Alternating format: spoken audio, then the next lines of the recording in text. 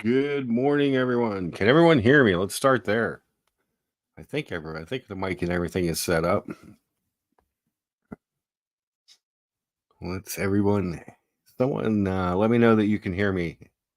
If you can hear my voice. Cool. All right. We got everything working this week.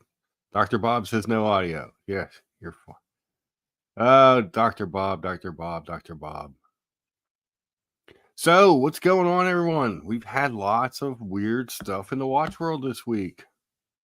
We had the whole TPG getting arrested thing, all of the fallout from the Paul Thorpe and the digital watch. I mean, there's so much going on, so much craziness. Thanks, Dr. Bob. But yeah, there's and I don't want to spend a lot of time on that. We don't talk a lot about that, but it needs to be addressed a little bit, I guess, as we get some people coming into the room. Johnny Five says Tugger is in the slammer. Yes, he is. Yes, he is. He's definitely there. Awesome Parwan. What's happening, buddy?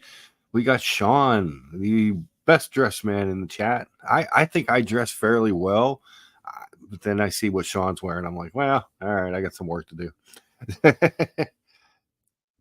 But it is what it is. Dr. Bob's Nightmare is here, of course. Good to see you, sir. Good to see Tim G, the legend himself. Let's see, we've had, I think the Watch Apprentice popped in for a second to say hi. I don't know if he's still here or not, but always so good to see everyone. On the screen is this morning's breakfast. So you guys know I hate to waste food. It's one of those weird things about the lucha. I just hate the wasting of the food. So I had some potatoes. So I took some peppers and onions and made some quick hash browns out of that. Whipped up a couple eggs with I had some leftover really spicy salsa verde, which was probably a little spicy for breakfast. So I mixed it with some sour cream, made a little sauce for my eggs. I had a leftover ham steak, a little leftover Mancini's Italian bread, a Pittsburgh staple. If you're looking for Italian bread, that's what they make the Permani Brothers sandwiches out of, if they're done right. So that was the breakfast. Good times. Wednesday, as all the TPG stuff and drama was coming about, I made it to a Tudor launch event at my local Rolex AD, Louis Anthony Jewelers. Shout out to Louis Anthony Jewelers and Lou's sister, my SA, Andrea. Great people. What a fun event. A couple hundred people in there.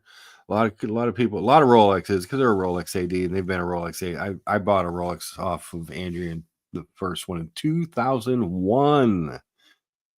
And so I've known her since then, actually since 2000, because I bought a couple Seamas and other watches off of her as well before.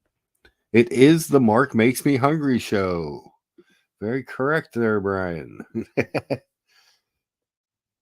Well, someone's got to do it. Everyone needs to eat. But so yeah, Andrea, I consider her a friend. Last year I bought a Tudor, and I think I bought a tag. I think I bought my tag last year too. So just good people. What a fun event. Just had a blast there.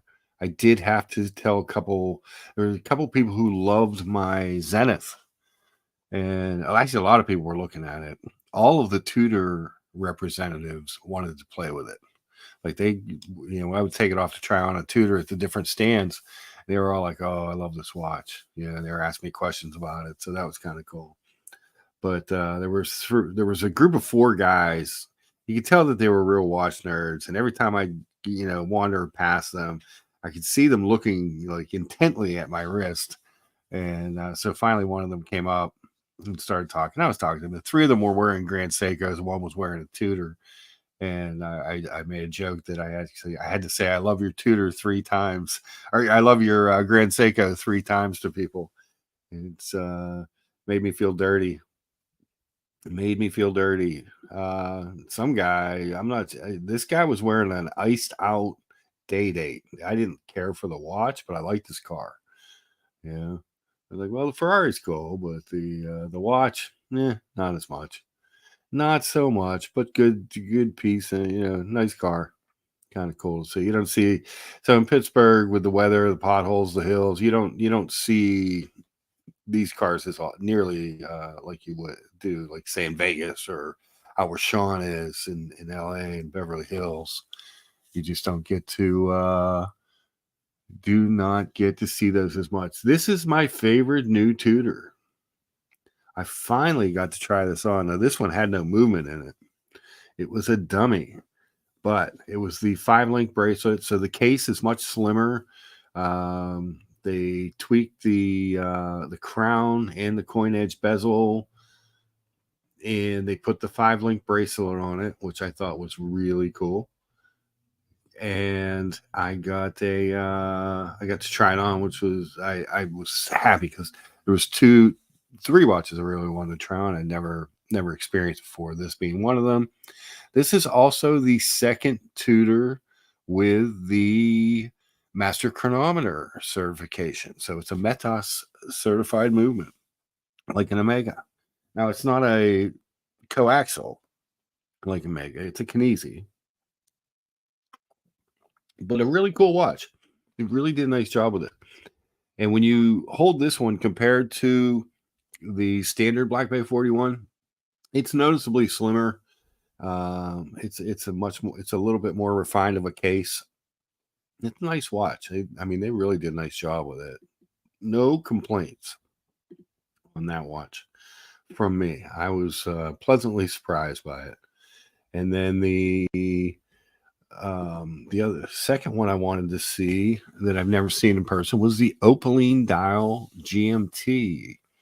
I've seen the black-faced GMT, Black Bay 58 or Black Bay GMT many times, but this watch was nice. It was good looking. I'm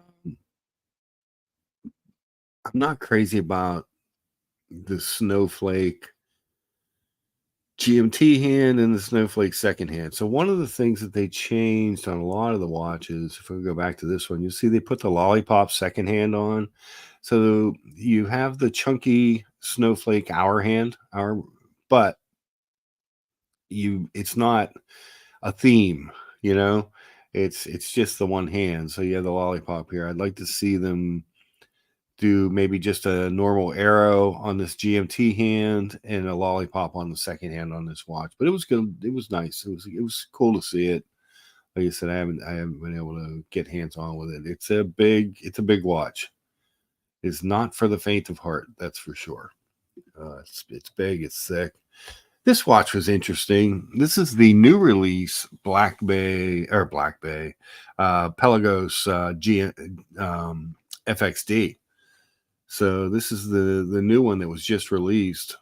And this is actually the only FXD that was at the show. It was this black one. Now, if you look down on the underside, I should have taken a different perspective picture. That band is small. There's so much of that Velcro left.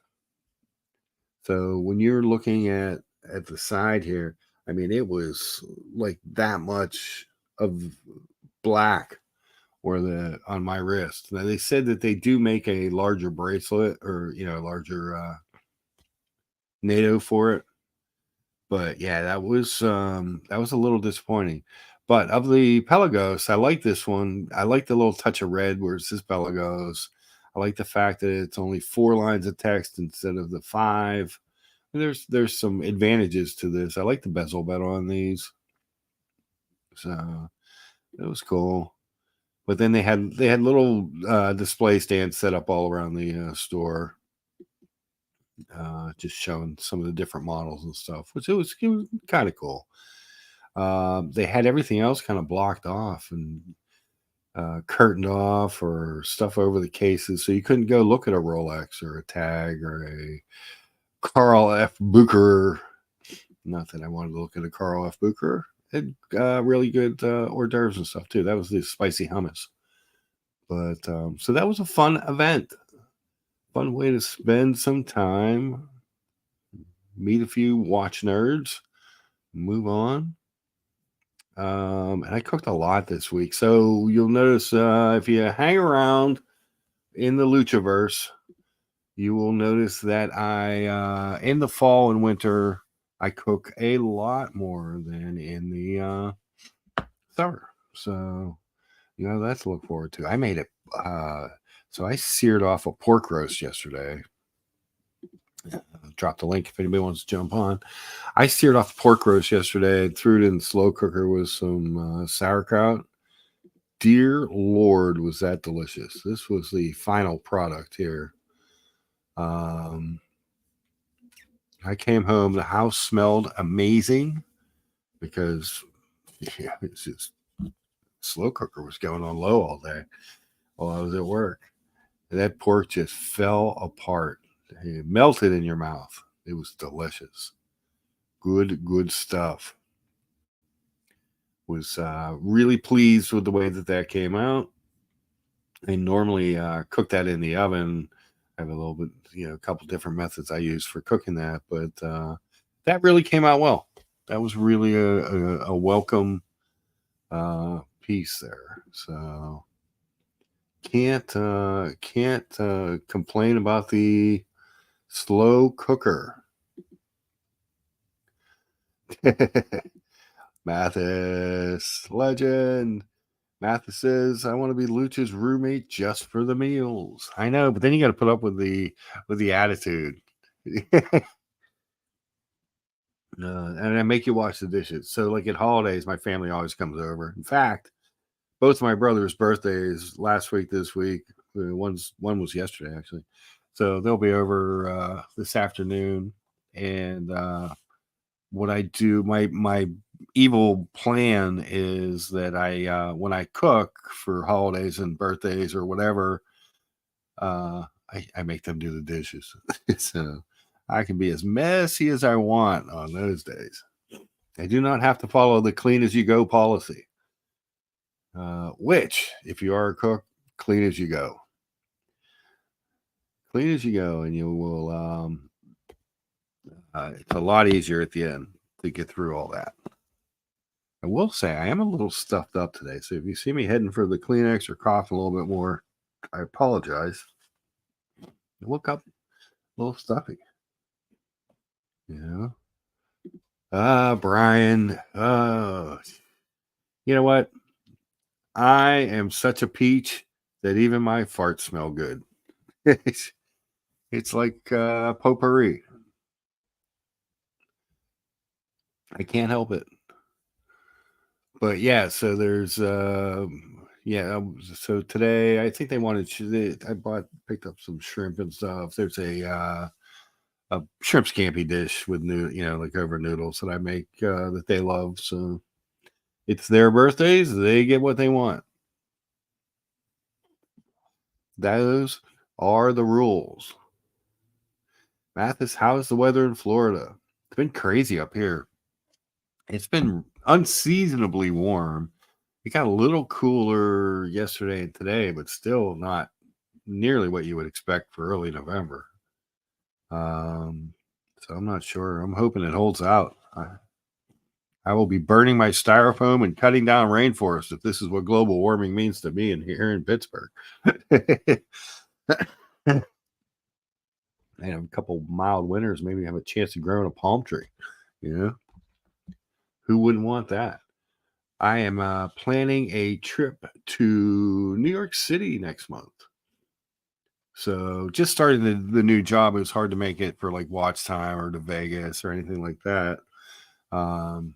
But I'm going to take a couple days. I may stop in Philly and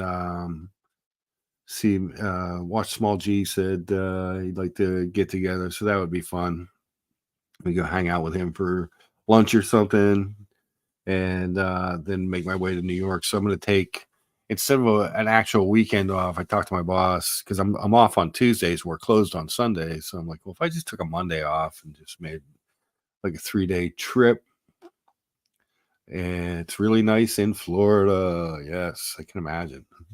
This is like the perfect time, I would think, down there where it's not quite as humid, not quite as hot, but still warm. Um, but yeah, so I'd like to stop, see small G, run over, and then run over to New York City. Really like to grab lunch with like Tim and Kevin, whoever else happens to be around, if Buckley's around or OC or anybody. Just the main reason for the trip is I haven't been to New York in a while actually, but I've always wanted to go to New York around Christmas time and just see the lights and the stuff and the trees and the storefronts and that type of thing. You know, a year and a half ago, I had a severe health scare with the heart valve, so it'd be nice to put things in perspective. David H, how are you this morning? Good to see you. Just to put things into perspective as far as getting some stuff off the bucket list. Not that I'm planning on dying anytime soon or anything, but like last year did show me, you just don't know. You just don't know what's going to happen. So be careful. Take care of the things you want to take care of. Tell the people that you love them. All important stuff. Johnny O, our legendary Chicago friend. Good morning, sir. Good to see you guys. So yeah, that was the pork roast. So we've done food. We did breakfast food and the Tudor launch event, which was cool. I am still enjoying the heck out of my 3 new pieces. That being the Legend Diver, the new Aquaterra, and the of course the Zenith, which I'm still so smitten with. As much as I love the Aquaterra as being probably my favorite watch, um, James Advisor, hi Mark. Sorry I'm missing your shows. Visit the parents on Sundays now. Keep up the great work. James, good to see you, sir. Still, we need to work on that Lucha dial watch. Once you get the first wave of your launch out, we'll look at the Lucha dial. But look, I appreciate anybody who stops by. I appreciate all the upvotes. By the end of the week, I've got 400 or 500 views, and usually 30, 40 upvotes. So thank you guys, for stopping by. You guys are the best. It's not, and again, I don't do this for money, and I don't begrudge anyone who does. Tim, this is how he makes his livelihood, and good for him that he's found a way to do it. I have a job, but I still like coming out, hanging out, chat with you guys, and it's a good time. So it costs me a couple bucks to do StreamYard every month, but I think it's almost more like investing in a you can almost say like a hobby or something that you like to do. Because I just like kind of hang out every Sunday and chat for a couple hours about watches and move on. And Dr. Bob is astounded that I'm allowed to do this non-monetized and even come on early sometimes. He didn't think that was allowed in the YouTube space, but it is. Um, and we have a good time. So, TPG, oh geez, finally got arrested. Thank God. I think everyone can breathe a little bit of a sigh of relief that not so much that anyone was going to get taken by TPG after everything that's been done, but that it shows that the law enforcement is interested in keeping our space a little bit cleaner too. And it's hard to figure out who's good, who's bad, who you should or shouldn't deal with, because a lot of it's just based on marketing.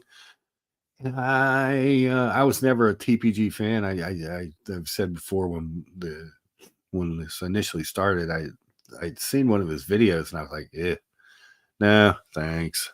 Hype and everything. I just wasn't interested, you know. But I'm not a hype person, you know. I'm not, you know, I won't be like some of the people on Tim's panel that say, "Oh, well, if your Tudor was stolen, was a watch crime even committed?" Nah, won't do that. You know, I'm not here to make fun of people's watches. I want to see your watches. You know, I'm a watchaholic. And I'm not a hype guy. I believe that there is more than hype. Dr. Bob says, I'm looking in the pantry for country gravy so I can make biscuits. Not going for a heart valve here, just a stent. Just a stent. Yes. A stent is a good, for a lot of people, is a good thing. So the gravy's easy to make, Dr. Bob. You don't need canned gravy. Oh, that's going to give you the heart valve. You know, a little flour, a little butter and flour in a pan. Work that up a little bit. Add some milk, cream, half and half, whatever you got. You always add a little bit more flour to thicken it, or a little bit more milk to let it go. Get some pepper in there. Now, do you want sausage gravy, or do you? Because that's more like a country gravy. If you want sausage gravy, you just need some sausage crumbles. Crumble up some sausage. Start it with that, and then add your flour to the sausage grease. And then you're just gonna work it in the pan. You just work it, and add your flour, then your dairy base. Yes, sausage. Sausage is good, especially over biscuits. I'm a terrible biscuit maker, so I always get the ones out of the can, the pop up, can that you put in the oven, because it's baking. I'm a terrible baker. As much as I like to cook, I hate baking. Baking is chemistry and math. Cooking is art. People always think that baking is art. Decorating your baked goods is art. Baking itself, chemistry. Because if you get it wrong, it doesn't come out right. Whereas when you're cooking, you can make some stuff go. Johnny Five, yeah, sawmill gravy. I guess that's fairly what I was saying, what I was describing. But it's easy enough to make. I'd never buy it out of a jar. Oh, it's so easy to make. I'd never buy it out of a jar. Because you're gonna get all that aftertaste, all those all the chemicals and whatever they do to keep it on the shelf, give it a shelf life. Nah, not for something that simple. Definitely not worth it.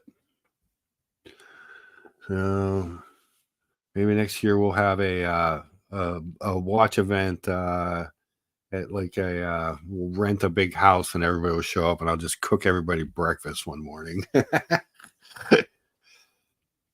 Dr. Bob would be in, I'm sure.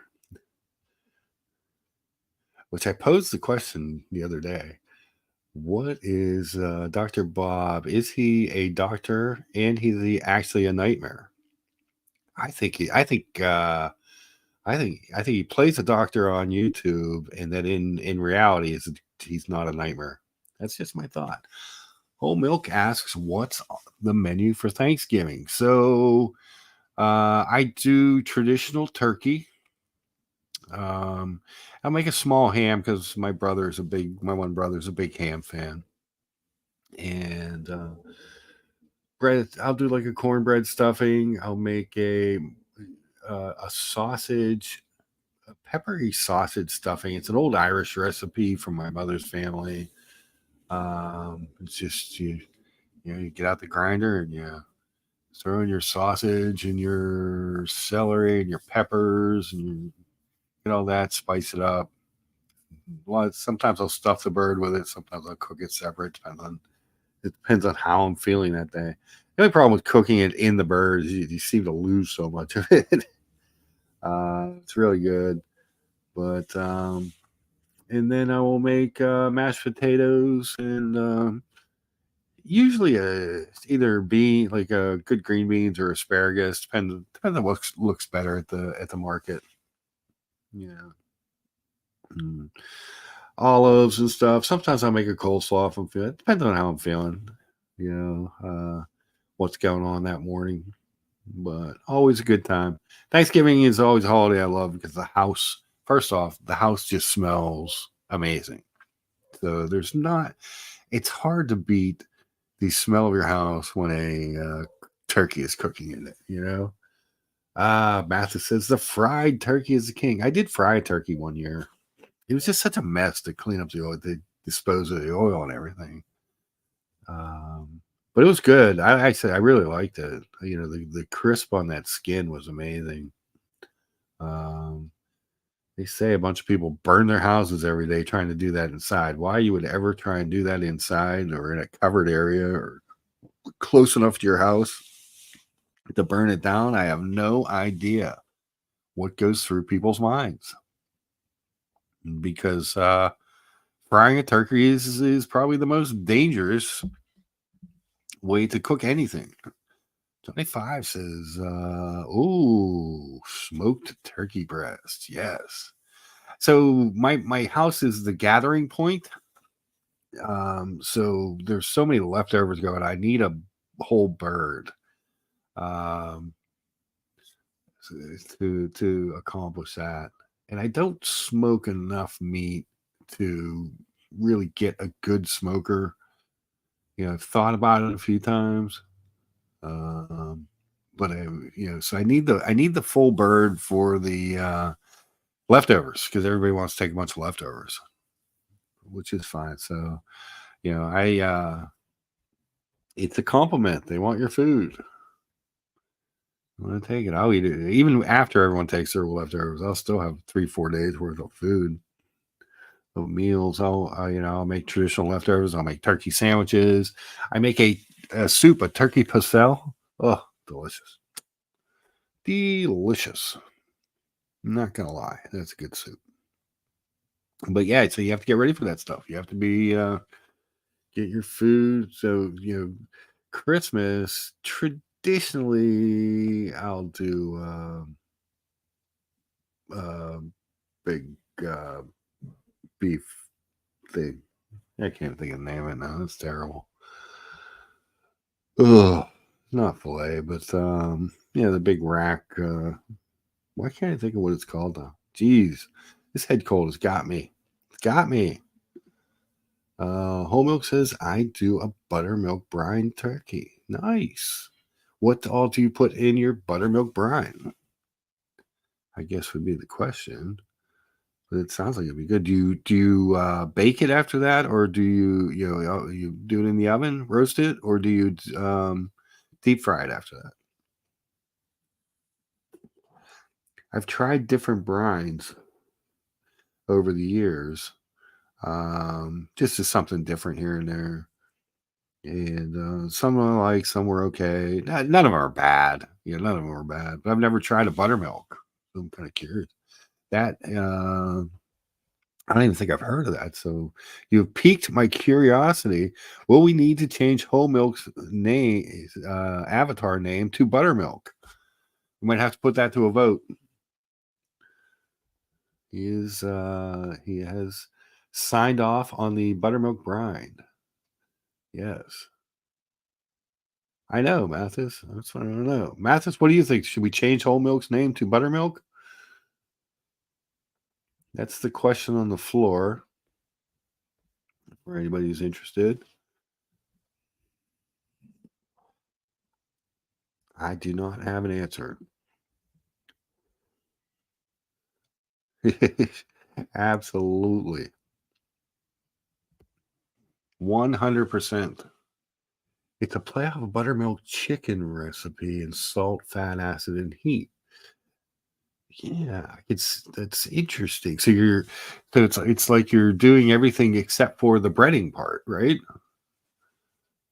And then are you roasting the turkey or are you deep frying it at that point? Because I think that would be delicious. I can't believe that I've never seen it before or had anybody say, "Hey, why don't you try some buttermilk in your brine?" before. I like to think of myself as a pretty decent home cook. Roasting the buttermilk keeps it juicy. Speaking of juicy, I'm only here because I heard you said smoked. I didn't realize we're still talking about freaking food. well, we got into turkey talk. Ah. Ah, So, speaking of turkey talk, yes. what do you think they'll be serving for Thanksgiving in the federal Yeah. metro correctional facility Mm, for, you know? yes. For the TPG, what will his Thanksgiving dinner consist of? Yeah. Will the turkey be stuffed or will he be getting stuffed? Well, Oh, sorry. I think you could say both. I would imagine. I wonder if they cook whole turkeys or if they just slop whatever they happen to have around, or if they just do some chicken, or I don't know what they do there. They do nothing with the bone in. That would be true. Yeah, I guess not. Yeah. I don't know that for a fact. Sorry. Yeah, it would make sense though. It would definitely make sense. Whole milk says you got to roast the turkey. The buttermilk keeps it juicy, as I imagine it would. And Dr. Bob says milk plus salt or vinegar, wait 20 minutes, and then the buttermilk. Yeah. Johnny Five says come for the watch talk, stay for the food talk. Well, sometimes we get off on our on our tangents. And Dr. Bob, yes, can't make no bones. You can make a shank. Yeah. That's very Jewish too, the lamb shank. There you go. There you go. Can't have that.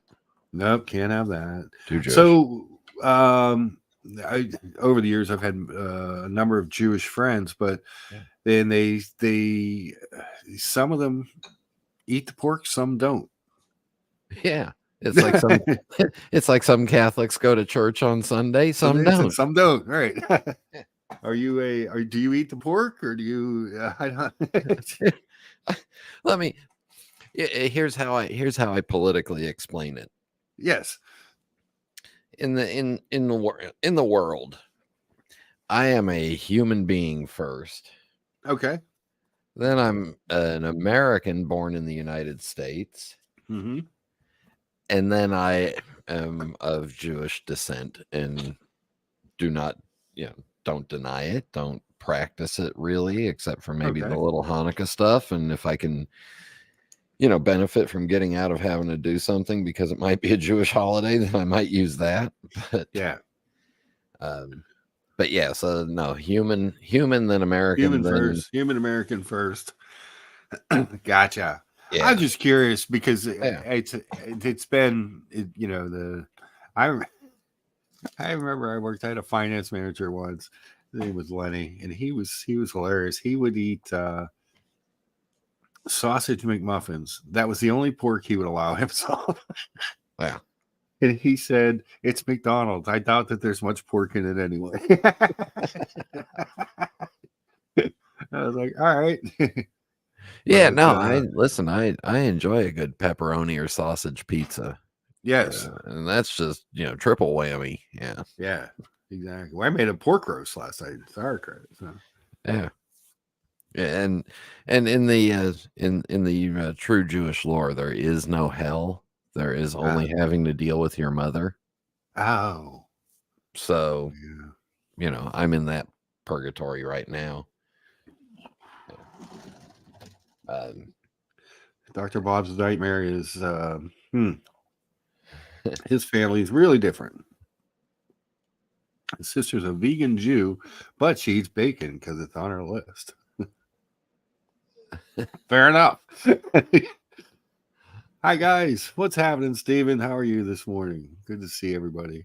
Yeah, so the pork. Oh man, you do that stuff.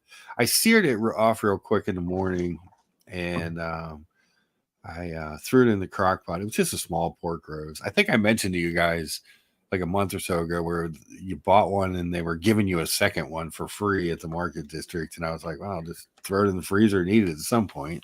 So that's what I did. But you walk in the house and it just smells so good. You're like, oh God, no, I'm starving. When the pandemic was when the world was about to shut down and we were going to be told to stay home, and there was a rush on all kinds of meats and stuff at the markets. We went to the market and I'm looking around and going, there's like 5 whole frozen turkeys here. Oh, nice. So we got 2 of them. And, you know, for the 2 of us, I don't know what they were, 10, 12 pound turkeys, 8 pound, whatever the hell they were. You know? Yeah. They were heavy, but they weren't huge. Right. You know, we cooked one right away and just had turkey cuttings and turkey this and turkey that for 5-6 days. And then we cooked the next one like 2 weeks later. Yeah. Yeah. And I like cold leftover turkey and spicy brown deli mustard. Just sit there and let me dip it in there. Oh, nice. Yeah, that's good. There's a local Mexican. I guess there's 4 or 5 of them. You can call it a chain. It's called Mad Mex, and it started over in the Oakland section of town on the Pitt campus, University of Pittsburgh campus. But every year they come out with, and I haven't gotten one yet this year, so I'm going to have to make sure I do it. They make what they call the Gobblerito, which is a Thanksgiving dinner burrito. And they serve it with a side of gravy and a side of cranberry. We had a company, we still have it. It's a chicken tenders chain called PDQ down here. Mm-hmm. And they had a Thanksgiving dinner in a bun where they took they took like a turkey breast patty kind of thing and then put a little bit of stuffing and a little bit of some sauce and something else and then some cranberry on it. Yeah, that's there's a place here they call it the Pilgrim. They do a big sandwich. It's like that. Yeah, it was good. Yeah, it's good stuff. Especially when you get it off season. You haven't had it in a while. You're like, oh, it's really good. The awesome Pawan wants to know our watches investments. I don't think so, but I don't buy those. I don't buy watches that would even be considered an investment. You know what I mean? So for me, no, they're just stuff I wear. I banged one yesterday off the coffee table, tripped over a dog. I was like, no, the watch. It was fine. Didn't see any noticeable marks, but there was. I don't know. Do you buy them as investments? I know sometimes you'll buy one too that you think, hey, that's a good deal. I could probably make something on it. But in general, do you buy as an investment or do you buy to wear? No, in general, I buy to wear. But the difference is not all watches are investments. There are watches that are investments that will continue to appreciate in value over time, and if you average it out, you'll make money over a long time frame. Right. But all fine timepieces are assets. Yeah. They are something that you can turn back into liquid. You may lose money on it. But same thing in the art world. Yeah. I can see that. The artwork that I buy is the artwork that I like and I want to look at it. And if it happens to make money over the time I own it, great. Yeah, that makes sense. Yeah, so like I don't buy, like the super hype pieces. I'm not. Yesterday, I get more compliments on this stupid Legend Diver watch than on anything, than any of the beautiful watches I've ever owned in my life. People love that watch. Retail on that watch is $2,500. It's a Longines. I mean, it's not. When I bought the first one, I bought it because it was cool looking. When I sold it, when I bought the Seamaster, I almost instantly regretted it and then getting it back made it me appreciate it, I think, even more getting another one. But they people love that watch, and it makes me happy that people like when people point out and ask about it. And there's a guy wearing a GMT Master, a black on black, yesterday at the dealership, and he didn't want me to take a picture of it. He was, I said, hey, you want to do a watch picture together? He's like, no, you're cool. But he was playing around with it. When I showed him how the internal rotating bezel worked, that's not, because he admittedly, he's like, I just have a couple Rolexes. Yeah. He's like, I'm not really a watch collector. I just have a couple Rolexes. He said he got the first one because it was like a sign of like making it with his company, and then, but he's playing with that watch for 5 minutes. It's so cool. So he was trying to suck up to you to get a lower price. Yeah. It's probably true. Yeah. I know how it works. Mm-hmm. Let's see. Johnny Five says a store of value. Yeah, there's value in them because you can turn them in, like Brian said, you can turn them into money at any point. Yep. Even a $1,500 watch, you should be able to get something for. You know what I mean? Like, it's not. I think we had this spike in this weird period where everybody was like, "Oh, I'm going to make all this money on these watches," but that's really not what the hobby was ever really about. The hobby was about people who liked watches, who liked nicer timepieces. And I mean, when I first started buying even nicer watches, I never thought about what they were worth down the line. I was surprised when I went in to Louis Anthony Jewelers, who I showed earlier. George Farhe's in the house. Good morning, George. But I was not complaining, but I was talking to Andy, and I said, I wish that this watch was a little bit bigger. It's just a tad small for me. And then next thing I know, I'm trading it in on trading in my Datejust on a Submariner, and I was like, I didn't even know that was an option.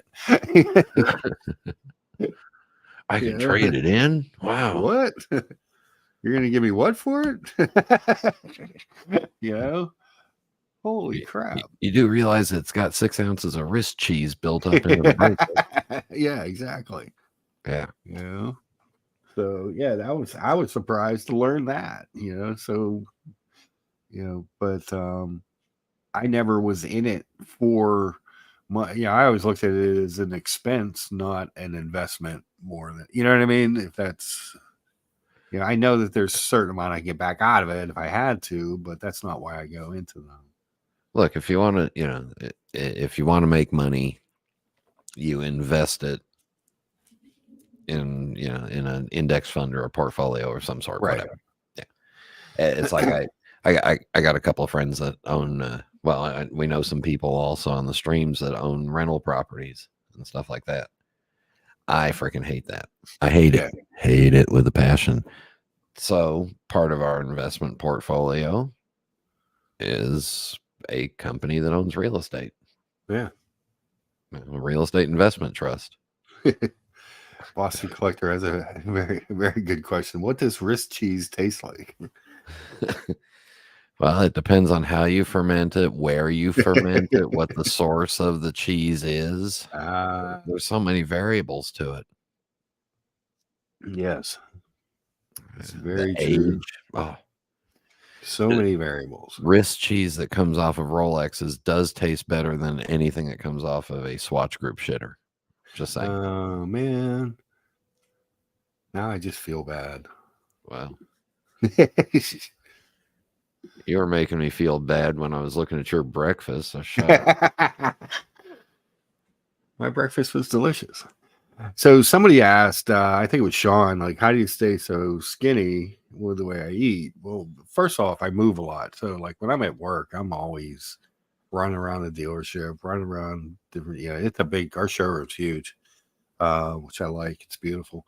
But I'm running around different salespeople, see what they need, what I can do for them, how I can help, who I can call, if they have somebody at their desk, if I need to talk to them, that type of thing. That's my gig as far as that goes. But I honestly believe that my lack of fast food and pre-processed food, like I think if you cook, it's easier to stay in shape.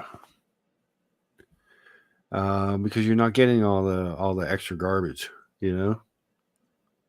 You get really, especially really, because really. especially because it takes an hour to cook that little bit of 5-minute food, and then you're like, Yeah. Shit. And then I eat it for leftovers, so I always have, people are like, "Oh, you cook so much." I'm like, "Yeah, but I'll portion it off and take it for lunches and stuff for work a lot of times, so I don't have to eat out as much." I try to only eat out once a week at work. And even then, I try and do it at a restaurant that I think is made. Like I had there's a little Vietnamese place, and I get there. They make a chicken and onion soup that is to die for, and I got a banh mi, which so it's not you're not getting a lot of chemicals and crap in that. You know what I mean? Like I think that's a good thing. Steven says he no longer uses margarine. Not sure if it helps. It can't be bad. I know that the butter studies, sometimes butter's like eggs. Sometimes they say they're good, sometimes they say they're bad. But margarine itself, I don't think is a very good thing. I don't think it was invented in a good place. I think it became used for cooking. That wasn't the purpose it was made for, if I remember correctly. But yeah. Wow, Steven, just ripping on Boston Collector. What's up with that? If you have smelly feet, it tastes like the dry skin they shave off Boston. Wow. Poor Boston. Poor Boston. I'd be sick too, Boston. That would just make me sick, sick, sick. Yeah, there's another variation of wrist cheese. Is it dry shaved or is it still, moist? Oh, moist wrist cheese. Yes. Who doesn't love moist wrist cheese? Man. Because, it's moist wrist cheese. How could you not love that? But who knows? Everyone's got their thing. I don't I keep my watches pretty clean. I'm not to the Diego level of the way he goes about it, but I try to wash them, in warm water and dish soap, a couple times a month, and then I just kind of pat them dry and take a lens wipe to them just to clean them up. But try to keep some of the goop and stuff off them. In the summer, probably a little bit more, just if I'm wearing one more, because you can see it on the back of the watch when it starts to, get some stuff on it. But Johnny Five suggests that you are a wristwatch or wrist cheese connoisseur. Okay. or I have a bizarre imagination, one or the other. Ah, very nice. Could be both. Yeah, it could be both. MD Chaz, he says he makes a great fondue with his watch cheese. It's great for parties. Well, he only wears Swiss watches. So. Yes. Yeah. If you own Grand Seikos, then you have to use it like wasabi on sushi. Ah, yes. Did you hear my Grand Seiko story? Yeah. These kids, they were so like everybody was looking at the Zenith because it was definitely 100% different than anything anyone was wearing there, so I was like, oh, that was a good choice to wear this today. And it was funny because I wasn't sure if somebody might have a Zenith because years ago they carried Zenith at the store. Now nobody in Pittsburgh does. But when there's these four kids, I call them kids because they're kind of like mid to late 20s, and they were every time, because I really there were the watches I wanted to see were at different stations, and So I wanted to see the FXD, the Opaline Dial GMT, and the 5-link. Those were the three that I just have never been able to put my hands on. Yeah. And so these kids, every time, I mean, just staring a hole through my wrist, like staring at the watch. So finally, the one kid came up and mentioned, and said something, and he was wearing the. It looked like the snowflake, but it had a little bit of a pinkish hue to it. If anybody knows which Grand Seiko that is. Yeah, it's the springtime sky Spring flake something. thing. Yes, Yeah. he said spring something. Yeah. Yeah. Not just spring dry, but he meant 4 seasons. Yes. Yeah. Thank you, George. Which there's actually like 83 different seasons George, in Japan. I'm sorry. Were you back there for a while? I didn't. No. I just looked down. No, I'm good, Mark. Okay. How are you, sir? Good.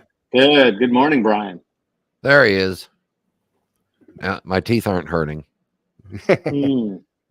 George, are you a pork and sauerkraut guy? I'm actually a sauerkraut guy, but I'm not a pork guy. Okay. So, believe it or not, I love pork chops, but I gotta have it with applesauce, like in the old Brady Bunch days. If you remember. Yeah. I made them once. It took longer to make this than the pork chops, obviously, but I made a homemade apple chutney. Oh, nice. With some pork chops once. That might have been the best meal I ever made in my life, as far as taste. It was so good, but it took so long to make the chutney. Oh yeah, it's long. Yeah, it does. It's you have to have like a certain amount of zeal and a certain amount of like love for cooking. Yeah. For to do all this. But when I was growing up, you remember Shake and Bake? Oh yeah. I remember my mom in the 80s, she'd come home from work and she didn't have time, so she'd just take some chicken legs or pork chops, and I just see her shaking that bag and putting it into the oven, and like 30, 40 minutes later, here we go, dinner served, right? Time to go. This is the best. Yeah. Brian, how are you doing? I'm good. Good. Just hanging out, I just thought I'd come on because I like the food talk more than the watch talk. Hey, it's all good. Don't let me stop you. I can leave anytime. The highlight of any watch conversation is having Brian on the panel. That's for sure. Yes, 100%. He's the best. Actually, he just brings such a comedic tone to the whole thing, and he's just so witty. I make everybody feel better just by being around me because I'm such an idiot. So. Yeah. Yeah. Right. That is not the case. Yeah, absolutely not. One of the most knowledgeable, humble men you could ever meet. I can tell you that. No. Yes. And the interesting thing was, Mark, we met Dr. Bob, and the funny thing was, it was Friday night. We all had dinner, and then we're out gambling, and we were having a couple of drinks, and then Dr. Bob comes up. He finds us, and he's like, "Hey, I'm Dr. Bob," and everybody's like, "Holy shit, Dr. Bob Cyber!" He had 3 security guards from the hotel following him because he looked like a homeless guy, and they're going to throw his ass out. Oh, but he's such a nice guy. He pretty much is like the same kind of guy you read on the chat in real life. He's just like a really calm and just kind of fun to hang out with and have a drink with. It's pretty interesting stories too. Dr. Bob is a chat legend. Like literally, we say legend a lot, but Dr. Bob literally is a chat legend. Like he's always hilarious in the chats. So, anyways, I was listening into your conversation about traditional Thanksgiving dinners. Oh yeah. I don't know about you, but I'm just kind of like I kind of like I don't know if you have it at Costco, but like during Thanksgiving, sometimes around here they have prime rib. That's what I was trying to say for Christmas. Prime rib. Remember I was going. Why am I missing this head cold? My brain's all foggy. Prime rib. I make a bone-in prime rib for Christmas. Oh yeah. So sometimes they have it here starting Thanksgiving. So we've kind of like modified our Okay. Thanksgiving to just have prime rib because my son doesn't like turkey that much. And you eat so many turkey sandwiches throughout the course of a year. It's Oh. like, yeah, really don't want to see any more turkey. But yeah, for us, we kind of like transitioned into that, and we started it last year, and it was like a big hit because, like you said, the day after you could do sandwiches, prime Oh rib my dips, you God. could do soups, you could do so much more with. Anything with it. It's so Yeah. Oh good. yeah, yeah. So I Wait, started wait. probably 5, 6 years ago because we were my mom's she's an old Irish woman, and we just did turkey Mhm. for Christmas and Thanksgiving. And I Mhm. was like, you know what? I'm going to change it up. So Right. that first time I made a small turkey just in case there was a family revolt, you know. Mm. Mm. But I made a big prime rib, and the prime rib was a hit. Oh, So I love we've it. been going with Hold, that. It's so good. hold on, Mark. I'm going to call you out. You're being racist. Yeah. Oh, geez. I'm Jewish. You asked me about pork, George. Yeah. What about beef? Oh, I have Oh, no issues with beef. Yeah. Well, all right. Well, I just want to make sure that Mark wasn't being racist. no, I'm no, gonna no. ask. But I will say this. But on that line, I will say that my Indian friends are probably 50-50 Mhm. on the meat thing. Yeah.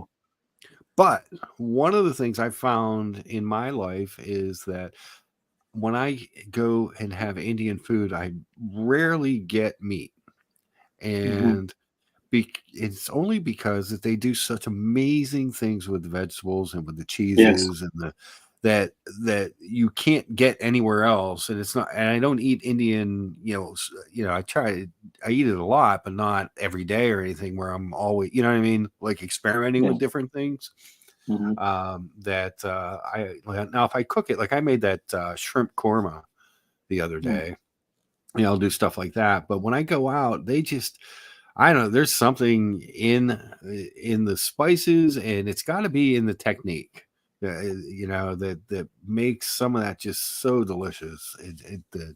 Like if I go out, like a Navratan korma is always on my wish list, Mhm. or a malai kofta is another Yeah. one I get a lot. Things like that. And I'm just like the dishes are so amazing, the sauces are so amazing that I don't even miss the meat in those dishes. You know. The one thing about India is if you travel from the north to the south, not Hmm. only are you speaking different languages, but you're also talking different foods as well. Okay. So as you go from like the north, which they really like, they're not exactly 100% vegetarian, but I'd say it's a split 50-50. you Okay. know, and they up in the northern area, they eat a lot of lamb and chicken. Hmm. And then as you go towards the south, it's mostly fish, and then you add beef to it as well.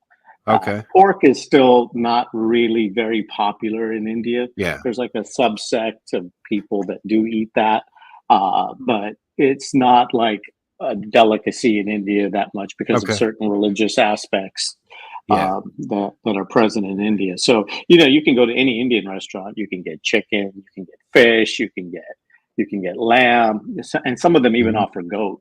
But everything else like Yeah. I pork see and things goat like a that are lot, kind of but off. you're right. Yeah, I kind don't of. think I've ever really seen pork on the menu. No, Now it's that you just mention not. It's just not a it. popular Not a dish. staple. Yeah. No, not a staple. No, And you you can go know to what like, they're missing out with the shake and bake.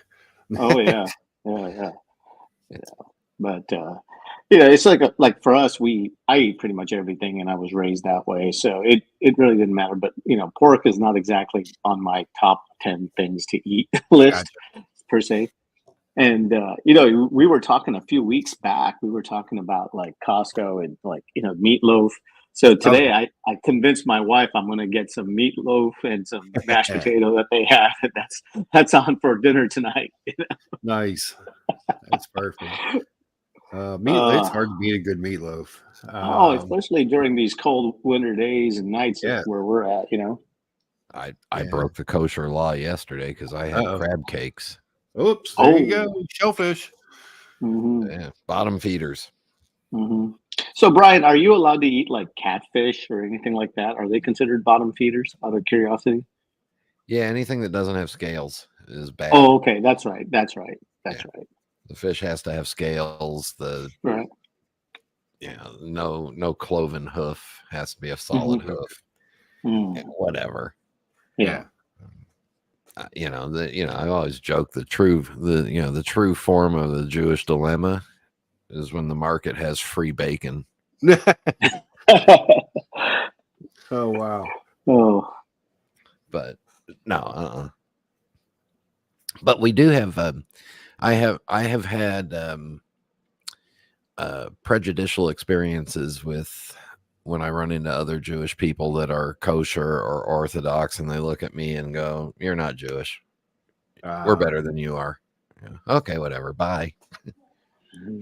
Because I'm sure it's one thing, whatever your religion, whatever I'm sure the one thing God loves is when you're judging others. That's his favorite. Yeah. I mean, listen, I describe it to people very simply. The Old Testament is an angry God that would wipe you out every once in a while, and the New Testament is a forgiving God that says, "Hey, just do this and try harder."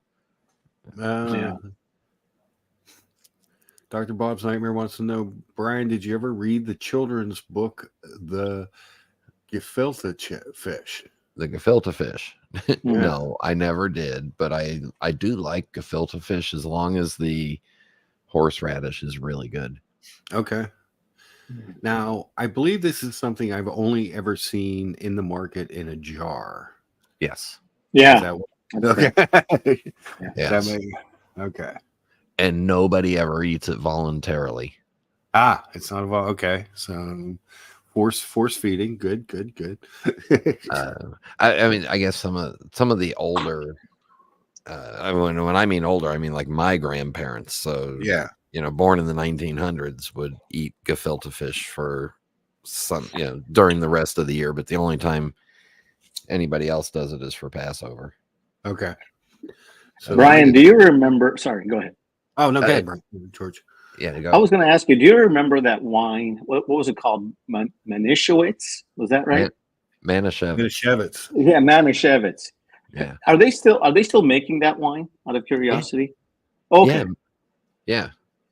I got my first exposure to alcohol drinking that. Oh yeah. The first drunk I ever got was from, because I was bar mitzvahed, and then I was an adult in the eye of the temple, and then I had a hangover on Saturday. That was kind of the same thing that happened with me. To be all funny, I was one of my neighbors he was a good friend of mine growing up. He was Jewish, and we had his bat mitzvah, and they served that, and all my friends and I were going around taking sips of it, and we were like, "Yeah, this tastes just like grape juice. This is really good." Yeah, it was a good time. It's one step above Boone's Farm or Ripple. Yeah. Oh, good. But Manischewitz, and then there's Mogan David is the other big Mogan brand. David. Okay. Yeah. Where is it on the what was that stuff called? The Mad Dog 2020 scale. It's right there. Right there? Yeah. Yeah, it's bad. Yeah. Don't age it. Just drink it. Get it as fresh as possible. I'm just still surprised that's still being made after. I mean, this was like in the mid '80s, so they're still around, which is like, wow. Well, you have to have it for certain religious ceremonies. Exactly. I think you're right. Yep. Yeah. So the only time we would ever drink it is on Friday nights at temple or on Passover or the Yom Kippur fast. Breaking. Yeah, it's not something anybody. It's like gefilte fish. You don't do it voluntarily. You do it because of because you do it to remember the tears of Exodus from Egypt and the headache of the next day. It's to make you suffer. Now I had a great aunt, my great aunt Mary, who was she was a depression person, came through depression, and she loved gefilte fish, and she loved sardine, and like any sort of fish, like canned fish, jarred fish. She was just all over it. Yeah, we used to have sardines in the house all the time. What's the deal with the fish? Why is it taste bad? Is it slimy? Does it smell It bad? looks What's slimy. the It looks like it's in oil. What is the deal? Says Double Crown. Or what is your new name now? D1. Well, I don't know. D1. Yeah. Just trying not to conflict with anyone, you know? He's always going to be DCAP in my heart. There you go. Yep.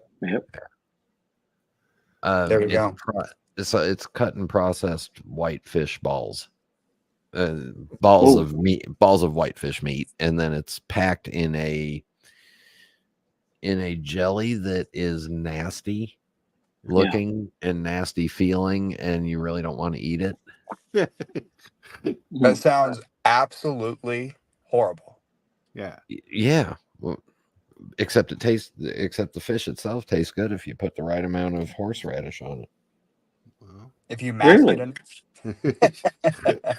Yeah, proper amount of horseradish, anything will taste good, I think. If you mask it with this thing that will burn your lips off, it's great. Yeah, either that or sriracha. That would work good too. Sriracha, I think. Right? Sriracha in there. No, I like sriracha too much to do that. to associate it with a slimy fish. Yeah. Interesting. Indeed. Kippers and herring are great. Yeah. Depending on how they're prepared and smoked, and I actually like those. Hey, who do the Steelers got today? Who is it, a bye week? No, we got the Packers. Oh, it's a bye week. Yeah, it's kind of like a bye week. Yeah. I don't know what to make of the Steelers. I find it hard to believe that they have a winning record of the way they've been playing for 3 quarters every game. Hey, Mark, with you being a Zenith fan, yes, I'm just wondering if this new Zenith Aaron Rodgers, if you play the chronograph 4 times, does it just break? Yeah, it might. It just might. I think that they missed on that watch in a number of ways. I mean, there's a number of ways they missed on it, but the main way that they missed, I know he's wearing number 8 in New York, but if they had just had a 12 and then hour markers, why wouldn't you just have that big 12? I mean, that's what everyone, I don't care if he comes back and wins the Super Bowl with the Jets. Everyone's going to associate him for 20 years in Green Bay wearing number 12. I just thought that was a huge miss. Correct me if I'm wrong, but didn't Namath wear number 12? And maybe that's the reason why they didn't want to put the 12 on. Right? Namath, because Namath came out and told him he would allow them to unretire his number if he wanted to wear it. He said, I think he wore 8 at Cal. Oh, yeah, I think you're right. I think he wore 8 at Cal. Yeah. So when Franco Harris got traded to Seattle for the last year of his career, and he wore 34 because somebody was wearing 32, and he's like, well, I wore 34 at Penn State. So, tis what it is. I think Franco Harris said, they're going to pay me a shitload of money. I'll go play. Yeah. Boy, those were some great teams. I remember watching those teams. Jack Lambert, Franco Harris, and Stallworth and Lynn Swan. Right? Yep. There's 10 Hall of Famers on that. That was an unbelievable. And then Chuck Noll was the head coach, correct? Am I right? Correct. Yep. Yeah. Wow. I remember it was a Super Bowl 19 when they played the Rams in 79. Mark, was that right? Yeah, I remember growing up. Yeah. Was Super Bowl 19 or 14? I can't remember. 14. I think it was 14. Was it 14? I think it was 9, 10, and then 13 and 14 were the 4 that those teams won. Yeah. I just remember a lot of my friends were all Steelers fan growing up in Southern California because you had all those. Remember the Mean Joe Green commercial with Oh Coke? yeah, the Have a Pepsi or Coke the and a, Coke commercial. Yeah. yeah. So a lot of like all of my friends were all Steelers fans. So it was kind of weird watching the game and rooting for the Steelers against the Rams. Well, it's funny because you had two factors. You had that team was so good that that they were on TV a lot, so people watched them and got to know the players. And then at that time, there was a mass exodus out of Pittsburgh because most of the steel mills closed. So all these people left and went to other places where they could find jobs. A lot of them went to warmer climates like California and Arizona and Florida and the Carolinas. That's why you find Steeler bars in all these places. Yeah. Because all the people left. But the one thing that they could kind of hold on to from their roots was that team because they were so good. So they were so, a lot of people say, oh, the Steelers travel well. Yeah, to an extent, but a lot of those people are just already in those cities. They're already there, and because they moved, or now it's their family moved, but they watched the team that their father liked, instead of their local team. There are 3 times the Carolina Panthers are guaranteed to sell out. It's when the Cowboys. Steelers, Cowboys, and Packers. Yeah. I think that's true pretty much everywhere. I know, Cowboys, like in LA. Go ahead. Oh, I was just say Cowboys with the America's team and the marketing, and you know what I mean. They're like, so the Cowboys are like Rolex. Is the well marketed machine. Yeah. I know, like in LA, where you have the Chargers and the Rams, my father's a pretty big football fan, and he always says, like in LA, when the Chargers play, 90% of the stadium is filled with the opponent's fans. Oh yeah, including like teams like Jacksonville, and and Falcons fans would be more than the Chargers fans. And with the Rams, it's always about like 60-40 away fans. And if you get a team like Pittsburgh or Green Bay or Dallas or the 49ers especially, it's almost like 70 to 80%. So exactly. It's a destination too. So like when you go to a place, so Los Angeles hadn't had a team for so long, and then suddenly boom, they got 2. And so you have a place that hasn't had a traditional fan base for a long time. So it takes a while to build that. And it's a destination. So it's a location that people will be like, well, we could go to LA for a week, or we could go to Las Vegas for a week, because Las Vegas has the same problem. They get so many of the other teams' fans in there. So people are like, well, we'll just plan a trip, and part of our trip will be going to this game. Yeah. And, like I said, I think you hit the nail on the spot. In LA, the issue was they haven't had a team for so many years until the Rams moved back, right? Right. So people just, went back to their roots and said, yeah, I'm from Pittsburgh. I'll go back to the Steelers, or I'm from Dallas or wherever else. Yeah. But a lot of them, like our family, all became Niner fans and said, screw this, So George and I are old enough to remember when you'd plan a trip to Vegas and then you'd see who was playing that while you were going to be there. What acts were in town? Yes. Yeah. Yep. Now you see who's playing and then you plan the trip to Vegas. That's right. Yes. Absolutely. And I remember, as a child, staying at Circus was like the highlight back in the 80s. That was like, oh wow, this is like really cool. Yeah, we couldn't afford to stay at Circus. We had to stay at the Tropicana or the Stardust Motor Lodge. But it was just, times are just different. So in terms of like, fan bases and everything else for these teams, but the Lakers, being from LA, always had a fan base. They've always had a deep fan base. The Dodgers always had a fan base. The Kings always had a fan base.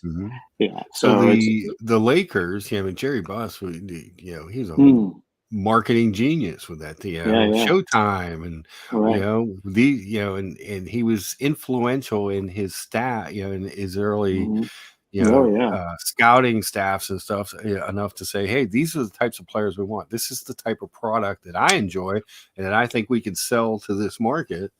And they just went ahead and did it. It's he wasn't a marketing genius. He knew, put a good team on the court and people will freaking show up. Yeah. And he did that. What he did is, I mean, there was I think an HBO or a Showtime, I can't remember which one it was, but Winning Time. And that's really worth watching. And it like outlines the rise of the Lakers in the 80s. And it's just basically, they were talking about Jerry Buss and how he took that franchise over and almost came to bankruptcy and had like a lot of issues personally and professionally. But he knew that, to get the Lakers as a household product, you had to have like Hollywood come down. So that's what Showtime came from, was he started to market to Hollywood. So you had Jack Nicholson come in, Diane Cannon, all the original. Diane Cannon. Yeah. So they were all big time Laker fans, and that's what took the Lakers to the next level in terms of like marketing and everything else. So and he wanted a faster paced, the fast style. break, and then he had a plan. He was able to make it work, but because when you saw them play the Celtics, you talk about two dynamically different teams, both very successful, but in just polar opposites, And it was just interesting, those great 80s rivalries with Larry Bird and Magic, and that's LA versus Boston. It was so good. You just don't see that. And I mean, it was hate, pure hate, and you never saw a Celtic player, come over to help up a Laker player or vice versa. It was just pure hate. And those were the best basketball too. Evan G wants to know, who do you think will be the next almost retired quarterback the Broncos try to scrape together a winning team with? My guess is 3 years from now you will have Kenny Pickett.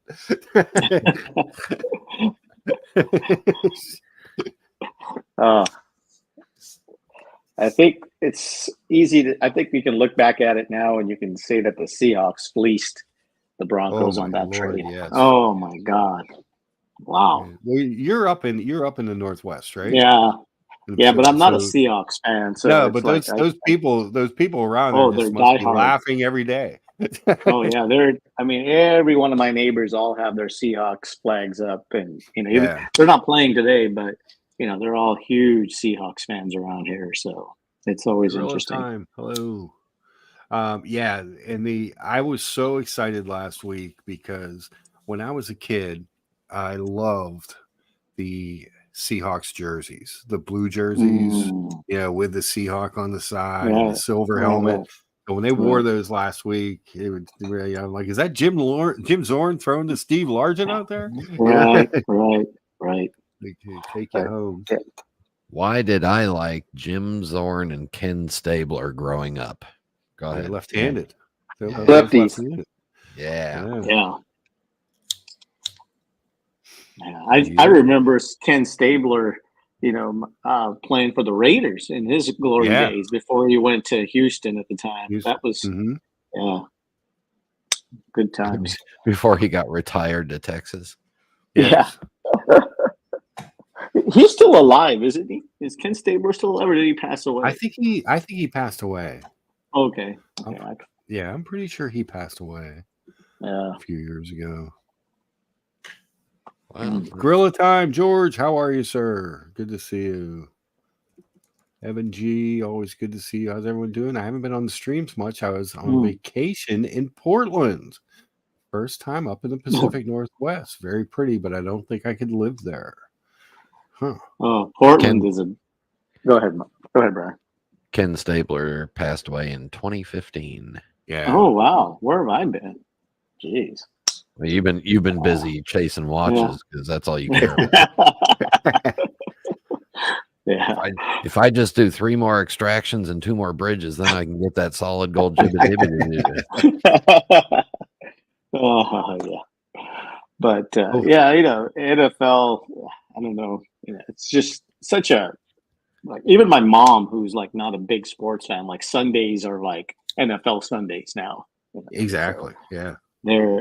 they get into it, and they're like in their like. My dad's always been an NFL fan more than he's been a basketball fan or a baseball fan, but definitely, Sundays are NFL Sundays for them. Mm-hmm. Yeah, let's see. According to Wikipedia here, he died of colon cancer, but also suffered from brain issues. Oh, yeah. Probably all the hits he's taken over I'm the sure. years. And, man. Well, he was one of those guys, that era, those guys hung in that pocket and got popped. Oh, yeah. And he played for 17 seasons. Yeah. And you remember Junior Seau, right, Mark? Oh, yeah. Ryan? What a tragedy. Yeah. You talk about CTE, he was the poster boy of that, so it's pretty sad. We had 2 of them here. There was Mike Webster, Hall of Fame center. Oh, yeah. And he's the one that movie was based on, that started the whole thing. But then there was, I don't know if you guys would remember this guy. He was an offensive lineman. His name was Justin Strelzik. Nobody remembers the lineman. Who cares? Justin Strelzik went nuts and was leading police on a high-speed chase on the New York Thruway, crossed over and started going into traffic, hit a tanker truck head-on and blew up after retiring. Yeah. That's more exciting than OJ's low-speed chase. Mm-hmm. It was brutal. Let's see. Hold on. Do you remember, Mark, the 1985 Chicago Bears team? Oh, yeah. With Buddy Ryan. You look at that team and, you could just see like there was a whole bunch of players on that team that had CTE because I remember, like Jim McMahon right now can't even put a sentence together. Yeah. And Dave Duerson. Dave Duerson, yeah. He committed suicide. And I believe there's also Richard Dent had issues. And there's the Steve McMichael. Does that name ring a bell to you? Mongo. Yeah. He had some. I mean, he's in serious health issues. I mean, like there was a whole bunch of players on that team like guys. William Perry. I know he had some issues. So there's like Wilbur Marshall. That's another one that comes to my mind. So there was a whole bunch of the team. I think ESPN did a documentary on that 85 team and what happened to them, in the subsequent years. It's really sad. Brutal. Really sad. Yeah. That's why I'm glad I have not had any great years or done anything extraordinary in my life yet. Because I'm dumb enough right now without paying the price for what I did in my 20s. So this video, that's Justin Strelzik hitting the truck. Oh, just went crazy. Look at him flying up the road in the opposite way. Boom. Can't even imagine like your life gets to that point, Yeah. How terrible that is. That must be. But he was a lineman for a long time. He was popular in town, like a popular guy. And the CT, I think they may have referenced that in that movie too, about the Will Smith movie where he was playing the doctor. Good evening, gentlemen. George, how are you, sir? Evening, George. Other George. I thought I'd keep you old timers happy and company. Hello, mate. Hello, governor. How you guys doing? Doing well, sir. How are you? Not bad for a Sunday. How about you? Pretty much cool. I'm watching the soccer. My team won. Evan said that you need to give Alex some shit. Man, Don't worry, I got you, Evan. I'm taking care of that Kojak bloke. I got you, buddy. What's the news? What's the news, Mark? Brian, George? Well, rumor has it somebody went to jail, and then yeah, I heard that. Yeah. Has he jumped, or is he still inside? Has he not taken the plunge and jumped off a building? No, do everybody a favor? He's in jail. So yeah. He's a survivor. He'll be back. I know it. I trust him. He said so. Yeah. Yeah. The interesting thing is I was reading this affidavit last night because I had nothing else better to do. I was watching Timmy's stream and I started to listen, muted him and started reading this. On the affidavit, the investigator, the IRS agent or whoever it is, whatever FBI agent, he interviewed an employee of TPG in August. Did you read that? I didn't read the whole thing.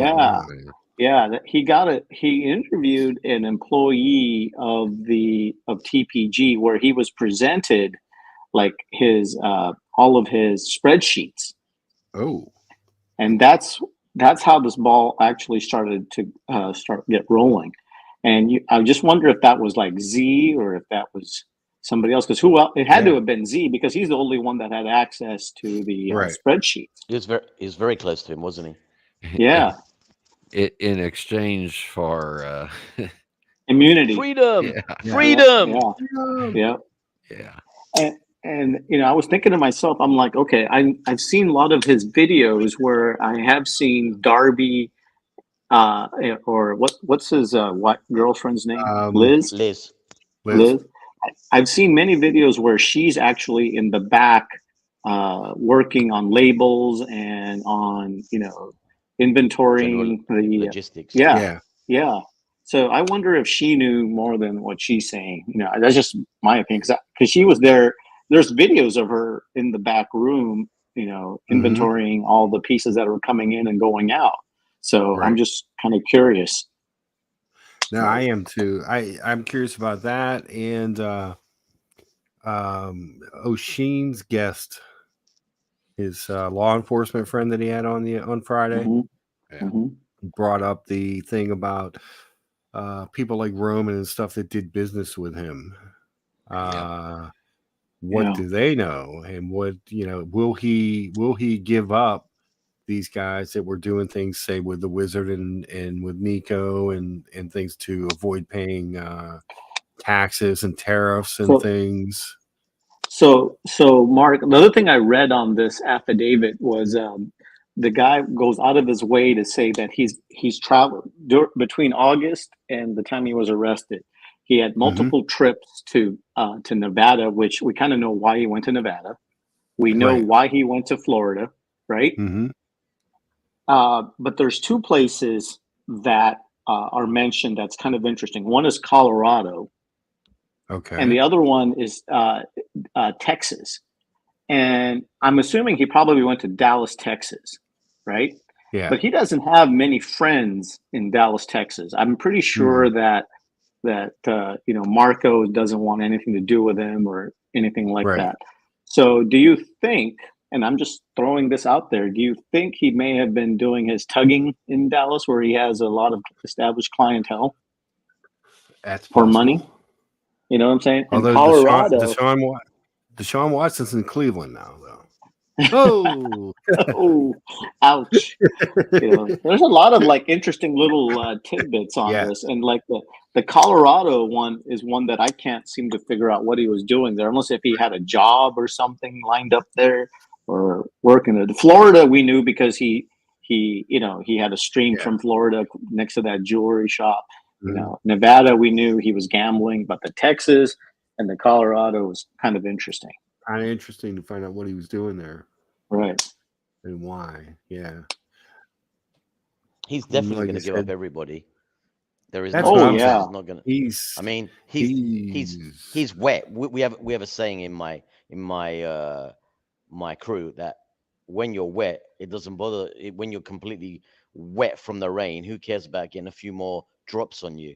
So if anybody's been dealing with him and it hasn't been correct, I think it's time to prepare yourselves, because the IRS is no joke. They are No, that is team one at the IRS. Yeah. You might as well take your pants off and Yep. run. Yes. Yep. Yeah, and that was the thing that O'Sheen's guest said, that he was surprised to see that the IRS had assigned an agent to this. You know, that means that they smelt it. That means smelt something wrong. Yeah. So I was talking to my brother-in-law. He's an attorney, but his background is very similar. He's an accountant, and he works for a Fortune 500 company. And so he was telling me that when the IRS gets involved with a special agent, they're investigating more than just one individual. Okay. Yeah. You know, there's probably other things happening that they're looking into either the customers, and my brother-in-law is kind of a watch guy as well, so he kind of knows about TPG a little bit. Okay. And so he was saying, you know, most likely they're going to be investigating his entire Rolodex of clients and who is funding with what. You know, he's based out of the state of Florida, and he knows a lot of his colleagues or attorneys who are representing people who are using PPP money for illicit activities. So he's saying, you know, he wouldn't be surprised if some of these customers were using PPP money for watches, et cetera, et cetera. Yeah, that's his conjecture, right? You know, I think but George, I think the TPG thing for the IRS and the FBI is the gift that keeps giving. Because it's going to be a domino effect. This leads to other things. This leads to other things. Because those IRS forensic guys, my gosh, they're well trained. They're well trained. They're like an accountant that's just done edible when they're doing that. Well, and the other thing my brother-in-law mentioned was the fact that they're also going to be looking at the Bitcoin angle as well, and you know, and laundering and declaring taxes on Bitcoin and everything else. So this is pretty much a wide open, all-encompassing case. The interesting part about what I read about all this is in September or October, I can't remember the date, but he applied for a passport. And basically, this is, according to the affidavit, this is the first time he even applies for for a passport. So you wonder if he was feeling the noose around him and he was thinking about maybe splitting the country. There's probably a good reason why he was for denied bail. George, I think he's thinking about a lot of things, because obviously he knows what's happening. He's in the inner circle of the inner circle. And I definitely think he's got backup of everything.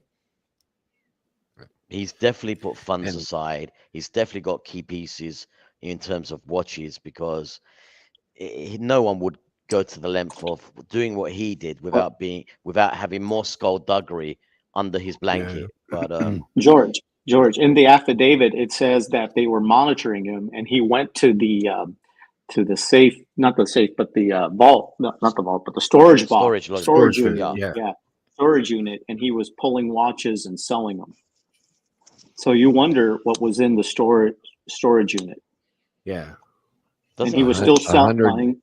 It was 100-gallon drum of KY. Apart from that, Brian, that was the obvious. We all knew there was the KY there. But what I'm saying to you, do you know what? I physically, I don't know what's happened to me. When I think about this, I physically feel sick that Brian, George, and Mark, we all know how long it takes and how hard it takes to make good, honest money, right? And the grease, the stress we all put in. And to have this guy completely debaster and take all of that away from you, from somebody that's put their life savings, 100K, 50K, openly on YouTube, to be going and buying stuff recklessly, they need to do something serious with this guy, because, you know, even if they do a 5-year sentence and he comes out, let me tell you something. It's in his DNA. He's going to do it again in a different field. It's disgusting. It's disgusting. Here's the big mistake that he made when he said these are wealthy people. They can, he said two things. One, if you want to get your money back, you got to let me go do my thing. So don't hassle me, or don't arrest me, or don't do it, whatever. And he's thinking these wealthy people will just lay off so that he can get his money back. And two, he said that these are wealthy people. They can afford to lose this. It's not, their life savings, blah, blah, blah, blah, blah. With the speed of this and the awareness of getting to the FBI this quickly, I think he screwed up, because I think somebody that he fucked over had access to a senator or a congressman to expedite this. Yes, this is going awfully quick. Very quick. Yeah. I agree, Brian. Very quick. Brian, one thing to go back to your point. If you were that wealthy, you really wouldn't care about this amount of money, right? You want revenge, right? Yes. Right. You want revenge. That's what he miscalculated.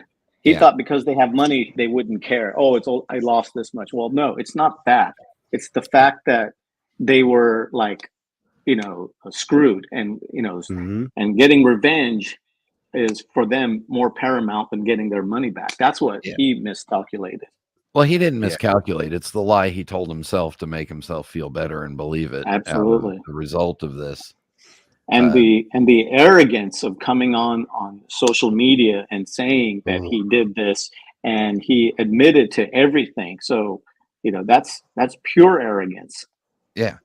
Yeah. I mean, look, if you draw these numbers out, exponentially, however many digits and decimals you put in it, or for George, for you in England, however many commas you throw in shit, because you guys put numbers. You do it weird. I needed that. I was rather confused. Thank you, sir. Let's just use numbers. Somebody screws me over for $50. Or let's pull it into the real world. The Swatch Group, has just pissed me off to the point where even if they called me and said, we want to offer you a Snoopy at retail, I'd turn to them and say, you know what? Fuck you. I don't even want it at retail. If you want to give it to me for free, I'll take it. But other than that, you guys can go suck off. Because I want the revenge more than I want the $10,000 watch or the $50 back. I will screw with you more just for fun and spite than getting the product or getting the money back or whatever. Exactly. It's gone to a different level. Yeah. And I am a vindictive son of a bitch with a long ass memory. Oh dear. Yeah. Just ask the Swatch Group you really sound, Brian, like my wife. She That's must what be my wife says to me, bro. What's going on? Have you been speaking? Have you and my wife been speaking? This is some scary stuff. I am a logically emotional buyer. And screw me that many times, I'm done. The thing about all this, when this first came out, I have to be honest with you, I never thought any of this would ever even go to court, because it's just, it's nothing. I mean, like with everything that's going on, they would, I thought for sure, they're like, oh, you're dealing with a watch dealer and you got screwed, you got greedy, too bad. You didn't read the fine print on the consignment, details, and you're out of luck. Sorry, it's not our issue, but I got to give the government credit. I guess they're going after this. This did happen. It's good for quickly. people who are in the hobby. Yeah. But the FBI need to set an example with this guy. That's why they're also going for it, because there's lots of consumers involved, and consumers power the FBI, and that's why they can't mess around with it. George, that's a big driver. George, nothing personal, but we told your king to bugger off because we don't need you telling us what to do over here. So don't be another George telling us what to do over here. I'm sorry, Brian. Please. So BW, he says he doesn't understand how people did business with this guy. He just look at him as just fluff. What the fuck is wrong with people? It's obviously but see, this is hindsight. This is vouched for. Yeah. This is the other part. This is the part that also bothers me, is that these other guys. So if you're new to watches and you're new to this thing, and all of a sudden these things spike like they did, and people are making money, and you see these people making money, and you see other dealers saying, "Hey, look at this guy," and they're putting their arm around him and vouching for him, and whether by saying they're vouching for him or just through appearing with him, that it gives you this. I'm sure gave people a sense of security. And then in the affidavit, I read that, or maybe it was in one of the articles, that what he would do is he would make a couple small deals for some of these people that went well, just to give them the confidence to do more. See, I think you nailed it right there, Mark. That's what it is. When I read the affidavit and he went through these customers, these clients, they all started with small stuff. Yeah. And then he sold them for more than what they were wanting to get, and the money was subsequently transferred or whatever, right? So they're like, okay, well, this guy's trustworthy. Now they, that one guy, the guy in I think the Carolinas, sent 75 watches at once. Right. Now TPG is a rat, there's no doubt about it, but who in their right mind is going to be sending 75 watches at one time with a value of $3 million, right? Yeah, but George, there must have been an underlying story behind that, because nobody would do that. There must be an underlying story to why he did that, and where those came from, and how were they bought, etc. No one just sends 75 watches if you paid your hard-earned money. That is why, like my brother-in-law said, they're going to investigate how, where those transactions for those 75 watches came from. Show us proof. This is the problem. So, like, when you deal with somebody like TPG, now all of his clients are also exposed. Right. Every one of his clients are exposed. Yeah. So, like Evan says, that he's very cynical, but are people really this trusting? But at the same time, you had articles in the Wall Street Journal and Business Times and in different places saying that, hey, people are making all kinds of money on these watches. So people they're getting information from a number of different places. And if you don't know anything about watches, if you walk into your AD and they're like, you can't buy a watch, and then you go, oh, where can I buy a watch?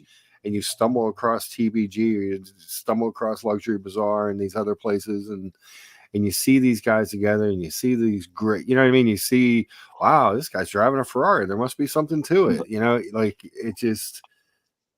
And then you change platforms and go on to TikTok and do the same thing real quickly and build up another. Right.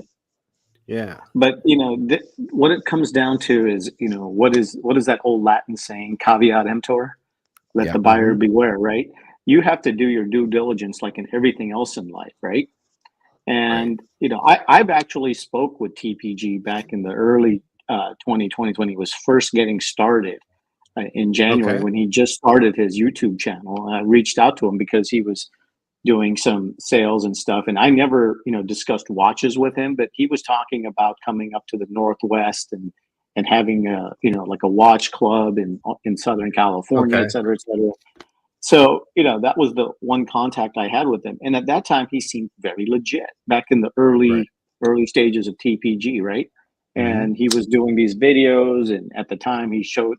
That time he had a girlfriend, and he was selling tags, and he wasn't exactly selling rainbow Daytonas. So he was a small guy, and I think he just got greedy, and I think he got a little bit more involved in the whole social media and how brilliant he was, and he started to feed into his own greatness, and that's when all this started to happen. Right. Well, I've preached the minute he really got in trouble is when the ankle monitor and the narcotics patch came off, and then he had no longer treated. He hadn't completely recovered from his addiction problems, and his addictions got the worst of him again. Yeah, Evan brings up another good point. He says, "Yeah, but I also know that a bubble forms once normal people learn about it. Once it hit that point, you're too late to get in." And you're right, Evan, but you're also a smart guy. So people see this happening in real time, and they're like, wow, I need to get in on this. How do I get in on it? And Mark, there was I think Wesley, I think that's the gentleman's name that was in in the Carolinas, right? Yeah. So he was on, I think, JJ's channel, and he was talking about that. And JJ asked him about, like, okay, how did you get involved in this? And he said, like, well, during COVID, when everything was shut down, I thought I could do the same thing that TPG was doing. So I contacted him, and I thought, well, instead of putting money in the bank and getting 0%, it's better to flip watches and get 500 to 1,000 a piece, et cetera, et cetera. So that's how he got involved with it.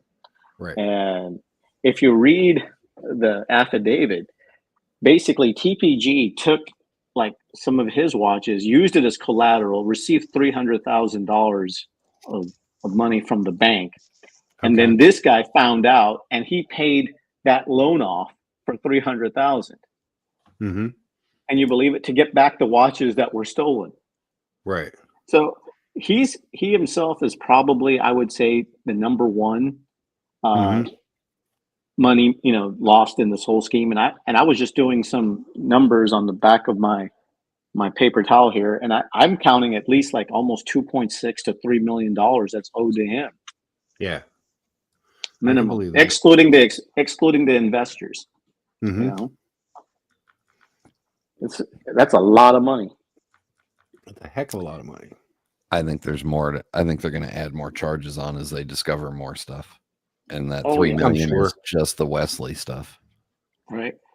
And if you saw the episode where TPG visits his house, this guy was wearing his company's T-shirt and walking around. Did you remember that? Yeah. My goodness. What a mess. But yeah, that's how people, like I said, it was the perfect storm with COVID, with not being able to get a watch. Like, so you couldn't, the fact that you couldn't just walk into your AD and buy a watch meant that these people had to look to other places. So then they look and they see these other places, and then TPG's on top of seeing the other places, he's offering a better deal. I'm going to take less commission. And also that's red flag number one, because he's if you know that your Pepsi is going to be selling for 18 or 20, and he's offering 24 or 22 to 24, there's something not right, right? Something's not right. Something's not right there. And and I just want to answer BW's question. The bank taking stolen property as collateral. Okay, so there's no way the bank knew anything about stolen collateral. But I think I've never heard of a bank actually taking watches as collateral either. That's crazy, George. No bank on this earth is going to take those watches. Yeah. What he probably did is he probably went and took collateral on that and went to the bank and gave him some sort of collateral on a different asset, paper asset. There's no way a bank is going to take your watches. That's ridiculous. Yeah, I thought so too. And I'm like, which bank would take watches as an asset? Right. No bank's going to do that. How would they? Yeah. How would they pass that into their whatever information in their sheets, into their How would they legislate that? Yeah, I've got 5 Daytonas as that. Yeah, that's crazy. I think there's something else there that clarifies that. But yeah, I think I just think that having this guy offer more money for buying watches and selling watches a lot cheaper as well is his draw. I mean, I said this yesterday on the community stream that he's very calculative. He's put a lot of time and effort, because to run this and to have it run for at least a year, the way he did it, takes a lot of effort, patience, and bullshit. And he put that all in place. That's crazy. The effort that he put in to his buying, his selling, his managing of his staff, where they wouldn't know anything, or maybe a few of them did, who knows, but it took a lot of time and effort to do this. It's ridiculous. Okay, so let's take a good point, George, but let's talk about that real quick. So if we look at like one of the greatest Ponzi schemes ever, which was Madoff, right? Madoff. He had one floor. He had one floor that was a legitimate trading floor, right? And then the second floor was where all the shenanigans happened. The issue with TPG that I find to be interesting is there was no second floor. This was all intertwined in that one building. Everybody knew which watches were coming in. Everybody knew which watches were going out. And you're trying to tell me that nobody raised the red flag about what was happening earlier? Yeah, it's hard for me to believe because it's right in front of your face.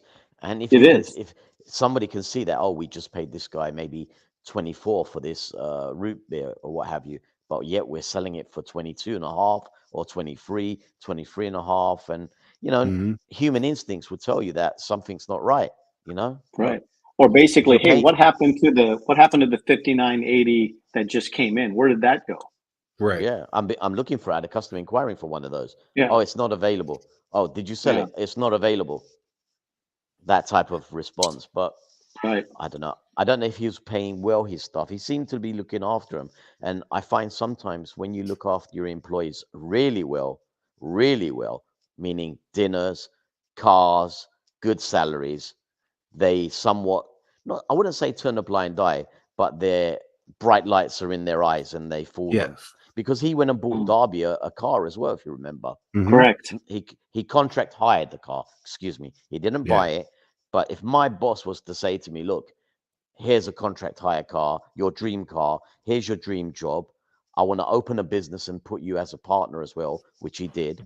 And also here's a great salary. I'm thinking when you poo, it comes out strawberry and smells of vanilla. That's the way it might have baffled them, but we don't know. But to George's point, the shenanigans that go on in the business where he was running, the employees must have spotted something. They're not that naive to the points that he was doing. Yeah, they're definitely they definitely knew something. There's just no way that they couldn't have, like you said. And you do get speaking as someone who gets a car as part of his compensation package, a car is a great thing to get. But we're talking your dream car, Mark. I mean, we're talking like it was a Corvette, if I'm not mistaken, right? Yeah. I it's not a Corvette, but I do have a Challenger in the driveway. No. I'm talking about. I'm teasing. I'm teasing. Yeah, I'm talking about Darby. I believe he received a Corvette, a brand new. Yeah, I Corvette. think he got a Corvette. Yeah. But there's something to be said. Those types of things, like George was saying. They make you less critical in your thinking. I would say. Yeah. And I was just about to mention the condo that he was going to help fund for them too. Yeah. So it was just a lot of money, and the turnover rate had to have been huge for this. Yeah. But certainly the cash flow, George. Not so much the turnover, brother. The cash flow coming in. Yeah. Oh yeah. And the interesting thing also is basically, I think from his days in Dallas, from what I read and what I understand, there were some issues with state income taxes not being paid. I don't know if you've heard about that either, but so there's a whole bunch of things that are floating around that he has to. That's going to peel off of this. Right. Onion that I don't even think we've scratched the surface of what's going to happen here. Yeah, it's a mess. It's a total mess. I believe state income tax is the least of his worries. Yeah, I think so. Yeah. But when you have all this, and then you have your the IRS involved, you have other dealers involved, because Roman was on saying that. Even when, if you remember, when TPG came out with the video, when he was kind of caught, and he's like, okay, I'm caught. And Roman was like, well, I've done business with him, and he's always paid me. And, he paid me for a couple watches. So these other dealers that knew that they were either getting stolen watches or getting proceeds from stolen watches, and then they start digging into them and their business practices. And like O'Sheen's guest was saying the other day about what's happening with these watches that are being driven across the border to Canada, what's happening with these watches that are going to Northern Ireland, and what I mean? Like, it's a big can of worms. Yeah. And it's just going to be really interesting, just because the fact is like my brother-in-law said, you're going to have to look at the clients. You're going to look at, see where the money came in, see where the watches went to, see if any of these watches were actually stolen watches that may have gone to other gray market dealers, which then, maybe involving clawbacks and other issues. So I think anybody who's dealt with TPG or bought stuff from him are probably a little bit on the scared side right about now, I would think. Oh, yeah. I think if my friend Cowboy Dick were here, which some of you may remember. Yes, Cowboy Dick. I think he might say, that boy TPG right there, he's dirtier than a New Orleans whore. He probably would.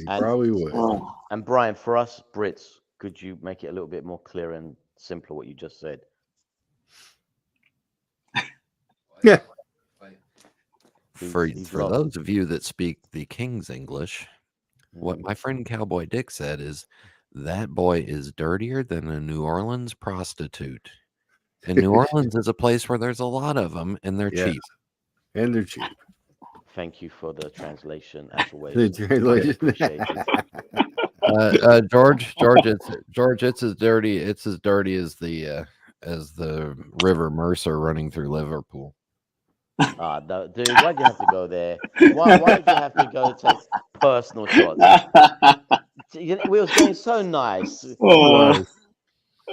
I'm just glad he left out the Allegheny, the Monongahela, and the Ohio rivers. Yes, the upper colon of North America.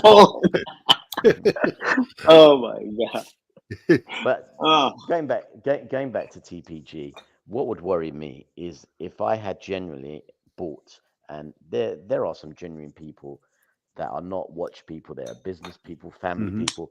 They actually physically went there, bought a piece, or got it sent to them, that now potentially, not probably, have got a stolen piece in their possession. Right. And they're probably watching this thinking, oh shit, I've just spent 20, 30, 40, whatever the price is. Exactly. And I don't know where this piece belongs. And absolutely. And that's a worry. Yeah. We haven't talked about that, because all these pieces have been sold, and they haven't just been sold to the gray market dealers doing parallel sales back to back, but they've been sold to Joe Public, and Joe Public might have whatever he's bought could potentially, probably have a stolen piece. Well, and it's funny because we talk about these streams and how we like to come on and talk about stuff. But one of the things, and I've just had some experience with some of this. So like Brian has told me before that he's had good dealings with Delray Watch. So I bought a watch from them. PG, I know, has always had good dealings with Watchbox. I got a watch from them. I know Nashville Watch is a place I would look at because George, both you and Brian have said, hey, these are good people. And European, I know like Boston and some of the guys, Buckley, European Watch Company. So these are places that I check off because people that I know have said, hey, this is a good company. So you have to, you know what I mean? Like, and I think for a lot of these people with TPG, there were people that were vouching for him that weren't necessarily clean, and so it got more people involved, and then like you just said, George, now you got, if you're sitting at home and you're reading this article about TPG and you're like looking at the Rolex on your wrist going, oh, what is this really? Yeah. And Whole Milk has a point where he's saying the law generally protects buyers in this situation. No, it doesn't. It does not protect the buyers at all. Yeah. What if the investigator finds that these watches were illegally taken from the original owners? They can confiscate those watches. It's called clawback provision, and it's prevalent in society at any time, according to the government. The government can claw back anything they want at any time if they find enough evidence that your watch was used as a means of an illegal payment to cover his debts or any other transactions that may have occurred illegally.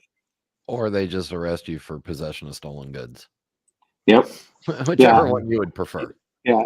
The 2403, my brother-in-law talked about all this. Anything can be suspended at any time. And that is not a set in stone that it's I mean, you've had CEOs of companies who were doing crazy things that 20, 30 years ago that they were confiscated their money, you know. Dennis Kozlowski with the former Tyco Corporation, right? Yeah. If you remember him, a lot of stuff was confiscated. So there's no, it might be in the cases, but it just depends on the type of criminal activity that was occurring. Right.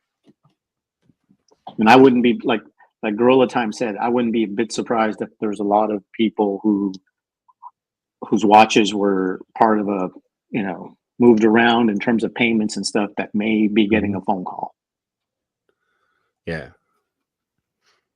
Yeah, Whole Milk says CEOs and companies aren't merchants selling goods, which is what that all applies to. Yeah, sure. I agree with Evan though when he said the last sentence. My life would be so much happier if I was that naive. Yeah. That's why you know, I did 2 different deals with Marco, and I waited until 4 or 5 months after they broke up. And when I talked to him, I wanted to make sure specifically that this deal had nothing to do with anything that from Anthony, and they were completely separated at that point. Yeah, and they had to source the watch that I got. So, yeah, but see, Brian, that's the problem. Is you don't really know if he's saying the God honest truth. You took a trust, right? You don't know if what he's saying is truth. You just took based on your own gut feeling and your research and your experience, you know?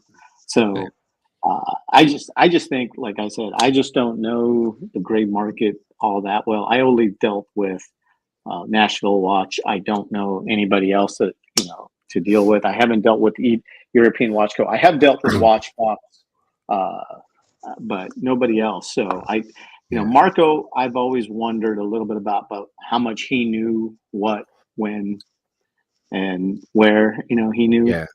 And so that always gave me a little bit of hesitation about buying anything from him. And I want to speak seriously here for a minute, if I can try to do that. Let me see. Okay, there I go. Okay. I'm not I'm not blaming anybody that dealt with him. The only reason I never dealt with the timepiece gentleman was I don't like that style. And the same thing goes for Roman.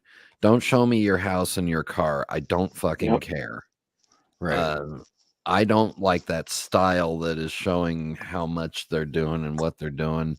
The guys at Wolven and that, I told them, I said, stop with the flex culture. You want to get to the real money, you got to be serious and, you know, humble. Present watches and don't show off like that. That's not my thing. I don't like that style, and I don't want to do business with people that promote that style. Yeah, just not my.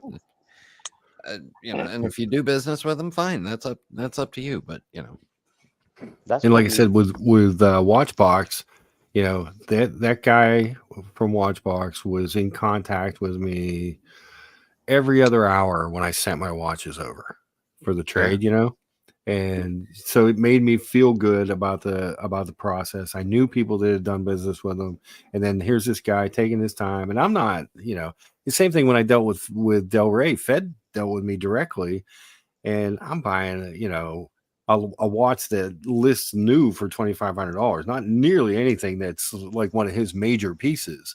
But I felt good about the process because of the way that they treated me, the way they kept me in the loop, the way that we, you know, the whole thing. It didn't feel shady or flexy or any, you know what I mean? Like none of those things came to mind. So, yeah. And the last thing I want to do is go in and see my dentist wearing some iced out gold fancy thing. I want a poor I want a poor humble dentist that's trying to work their way up, not oh Jesus Christ. Well, was it George? Was it the Laurent Ferrier that you got the blood on? Yeah. And I tried everything to try to remove it myself, and then finally I just called my AD and I said, I need to order a new strap because I got blood on mine. Yeah. I mean, look, there's only 19 people watching, and 3 of them are my troll accounts. So there you go. Because I'm lazy and I didn't fire up all 12. But I mean, it's also I'm also happy to openly say that, you know, I'd never met George in person, and he hooked me up with the Chopek that I've got, and I sent him the money for it, and yeah, I had no issues, no feelings whatsoever that I was going to get screwed. Exactly. I appreciate that. A lot of what I think we do here is to help each other when these types, you know, when someone says, "Hey, have you done business with these people? Or have you done?" You know what I mean? That's a good service that these streams do provide. And the other thing is I always like to say is my name is important to me, right? So when I dealt with Brian, I showed him the receipt for the watches I paid, and I said, "This is what it is, and then here's the shipping cost. That's it. Here you go." Right. You know, so it was a simple transaction because I want to be transparent as possible. And plus, he could go online and find out exactly what the watch costs anyway. So why would I want to lie? You know, right? So it's just like I said, it's just amazing. You know, you watch all these YouTube great market dealers, and I was thinking to myself, damn, I'm in the wrong profession. You know, these guys are driving Lambos, and like the Wolven guys have this, you know, Rolls Royce that, you know, they're driving around.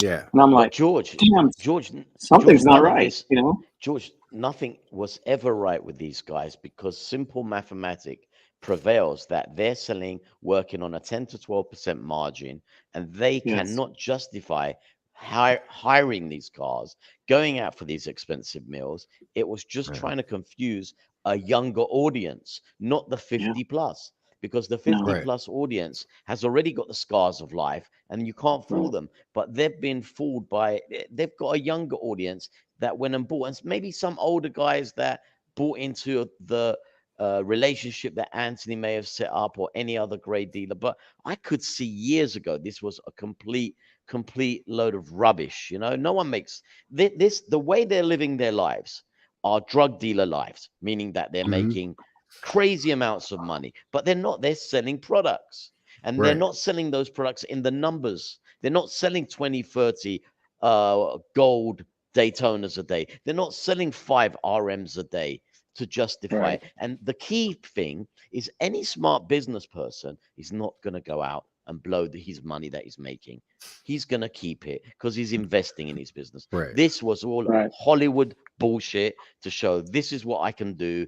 Give me your money. Let's see what we can do. It's all about a YouTube image. And frankly, if you could not see that, you should have got advice.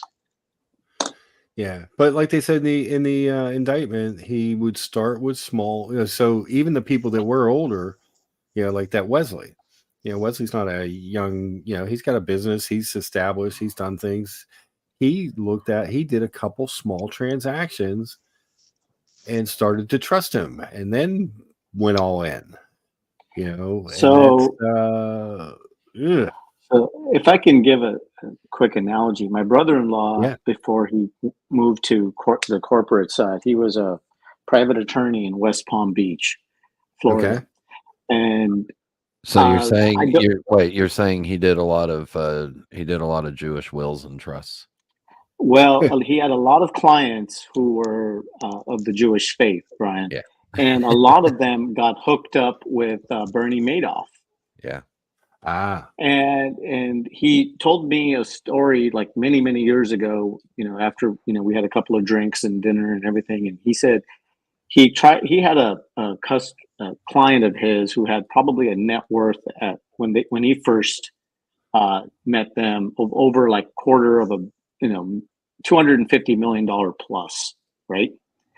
And when he established his client base, he came with his clients, the pre-existing client attorney that he took over. So anyways, he went through the numbers and he said, where are you, you know, went through everything. And he said, you know, he went through Bernie Madoff Securities, BMS.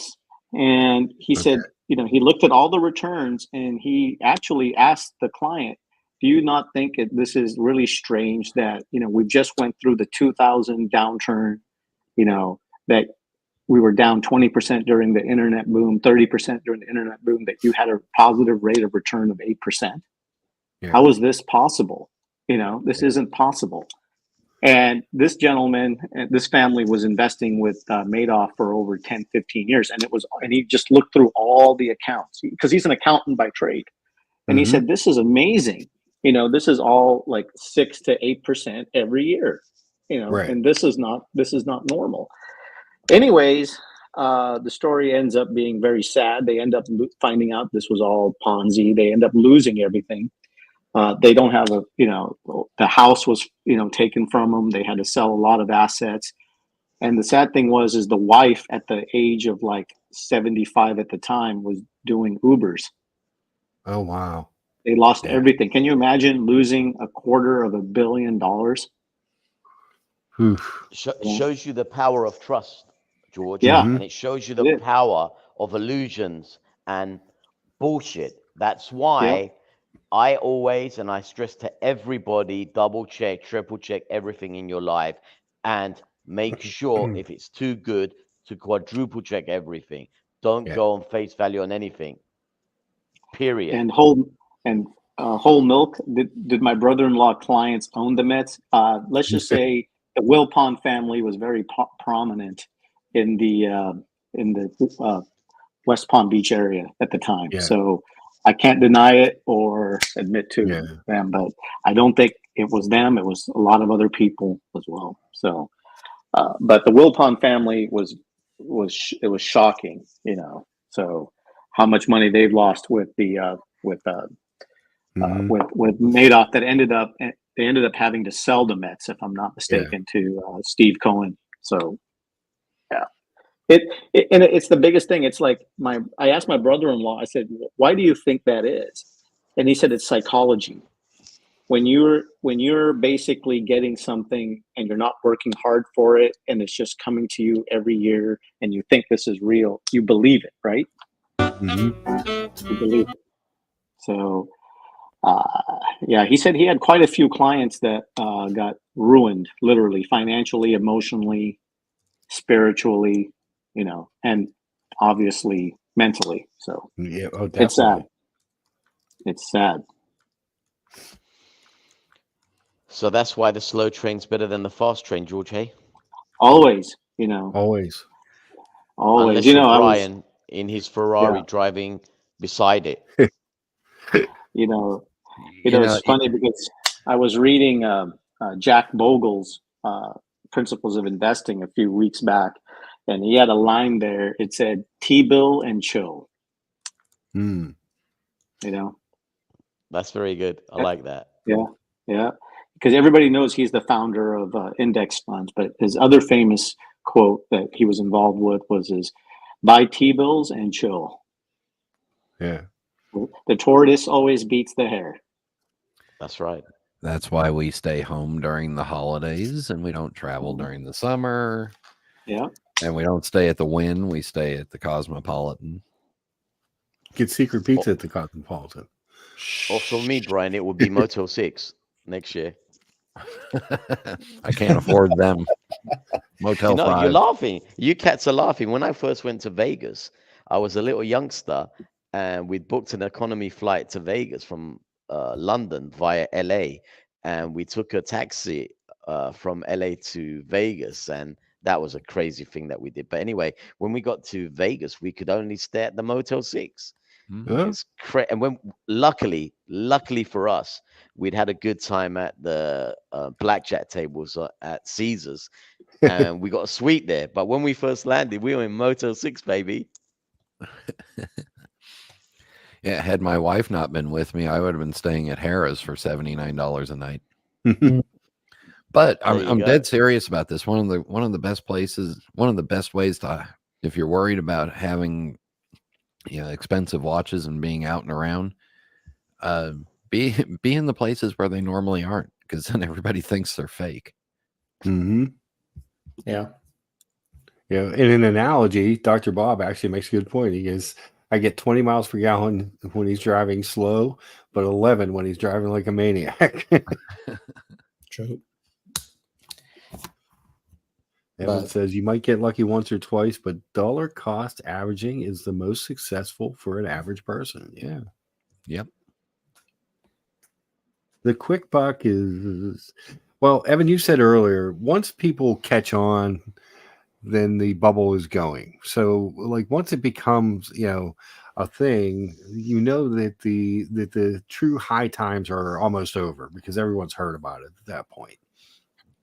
Is the other way to look at it responsibly. My investments are so boring that when our post office, when our letter carrier delivers the monthly statements, he falls asleep holding them. I think that's different, Brian. I think when your post guy delivers your monthly statements, he's tired from delivering so many different banks to your door. He's like, oh, how can I carry this amount of statements? This is heavy. That Brian dude. More like if only he would help me now and again. When the postman comes near Brian's house, he's probably got his N95 mask on and everything else from all the smoke coming out of the house. Hell yeah, baby. He just throws it on the driveway and says, get the hell out of here. That's it. Yeah, according to the state of California, my property causes cancer. Right. Yeah. Actually, in order to not look like an arrogant asshole to anybody, I have a post office box at a different location for each bank. Yeah. Suckers. I spend one day a month driving around to 9 different post office boxes and 7 different safe deposit boxes, and we make a trip out of it. It's fun. Yeah. And on the way to each facility, Brian stops for the occasional Italian fine dining or some famous French Michelin restaurant. So it's not all hard work. No, it's high quality Mexican food known as Taco Bell. I love that.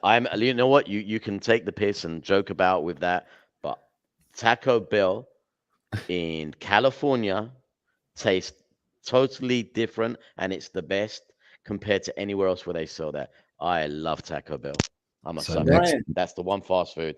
Next time you're in Vegas, we have to introduce you to Del Taco. I was just about to ask you. You remember Del Taco, right? That is so much better than Taco Bell. Yep. I've never had Del Taco.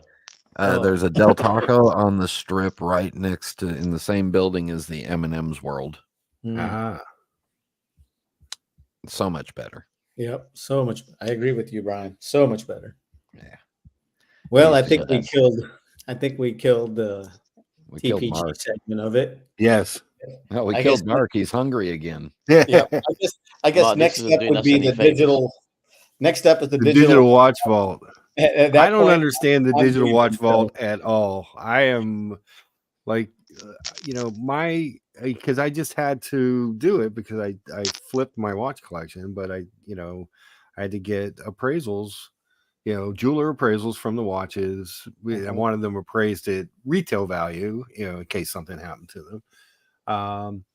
And with the serial numbers to my insurance company. And I feel much better about that than the digital watch vault. And I'm going to hop off on the stream. So I appreciate Mark giving me the time as always. Have a great thank you. Brian, I can smell the smoke from here. Wait, hang on. Let me get you a good puff. Are you ready? Yeah, I'm ready. There you go. There you go. There it is. How come I'm seeing I'm like sitting on a magic carpet ride, sitting with Tom Petty, and we're doing Mary Jane's Last Dance or something. Yeah. All you're thinking of is, damn, I could sell them some teeth whitening product. Yeah. Gorilla time, as always. It's my honor, and it's nice to meet you. And you take care of yourself, okay, my friend? You too, George. All the best. Yeah. Good luck. You're the best, buddy. And Boston's having an unboxing tonight, and I promised him that I would, hop on with my best suit and tie. Nice. And the 49ers. So we'll see you guys then, everybody, and all the punters in the chats. Thank you so much for listening to my babble, and have a great week. And Mark, George, I'm gonna go to Costco and get me some meatloaf and mashed potatoes. Nice. I like it. Take care, buddy. Have a great stream. Bye, George. Have a great day. Bye-bye. Oh man, what a good dude. Yeah, he's refreshing. He's a refreshing guy. Well, you meet some really, really good people in these streams when you know what I mean? You really do. There's just there's a lot of good people, a lot of people that want to help, a lot of people that are, beyond the flex and interesting and have great commentary. So yeah, I'm always blown away that anybody comes on and talks with me on this. I tell my friends all the time, like, hey, you know what, there's like people will come and we'll talk about watches and food and whatever's going on, and I'm a very blessed guy in that way. It's a good deal. I think it's also good because your show's slightly chilled and less drama, or hardly any drama, where people can go and sensibly talk and have a good conversation, etc. And you've got a pretty good crowd, generally speaking. I mean, also the community stream's got a very, very good crowd where there is a lot of biting here and there, but generally speaking, it's a good place to let your hair down. That doesn't account to us guys, I suppose. Exactly. Looking glass level Jordan is, and Evan G says our little watch group is like a fraternity at this point. You learn the secret handshake, and you have a network across the country and globe. Yes, yeah. It's really cool. The technology and everything that allows us to do this is there, and it just makes it for a good deal. I had. It was fun because Pittsburgh doesn't have like a big watch club or anything like that. There's not a Red Bar or anything here. So to go to that Tudor event the other night and to meet a few people that were, actual watch collectors was kind of neat. A lot of the people there were just they're customers of the store, and they all had on their best Rolex and stuff. But there were still some interesting watches there that people were wearing. So that was cool. Even the Grand Seiko guys, not my favorite, but that watch was pretty. That pinkish hue, it might have been called the Four Seasons. I think George said that. Somebody else said another name for it, but it looks like the snowflake, but with like a little bit of pink in it. It was a pretty watch. I've got to go also, Mark, because it's dinner time for me. So I've got to go. Dinner time.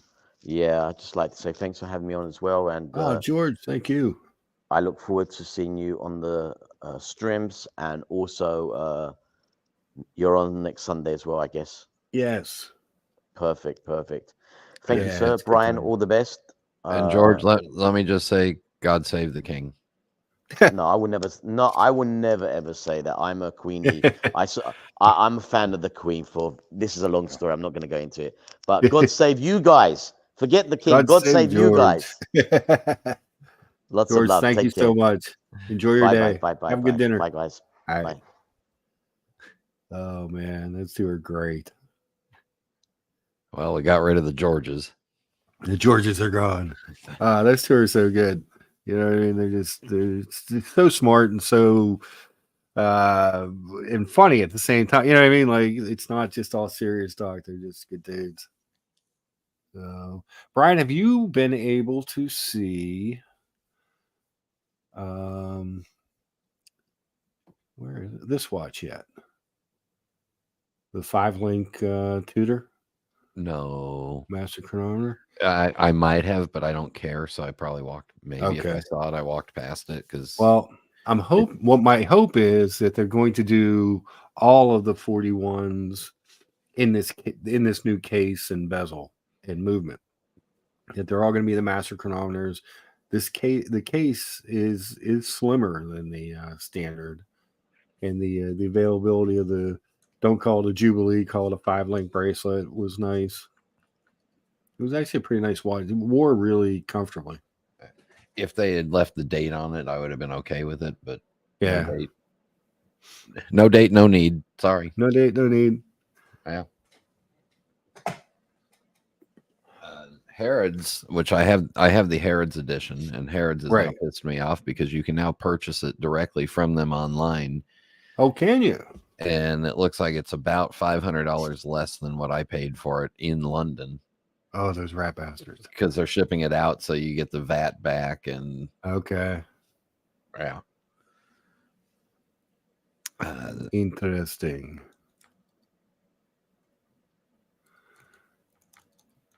Yeah, so that was kind of frustrating, but yeah, look, I bought it in June and now I have it. So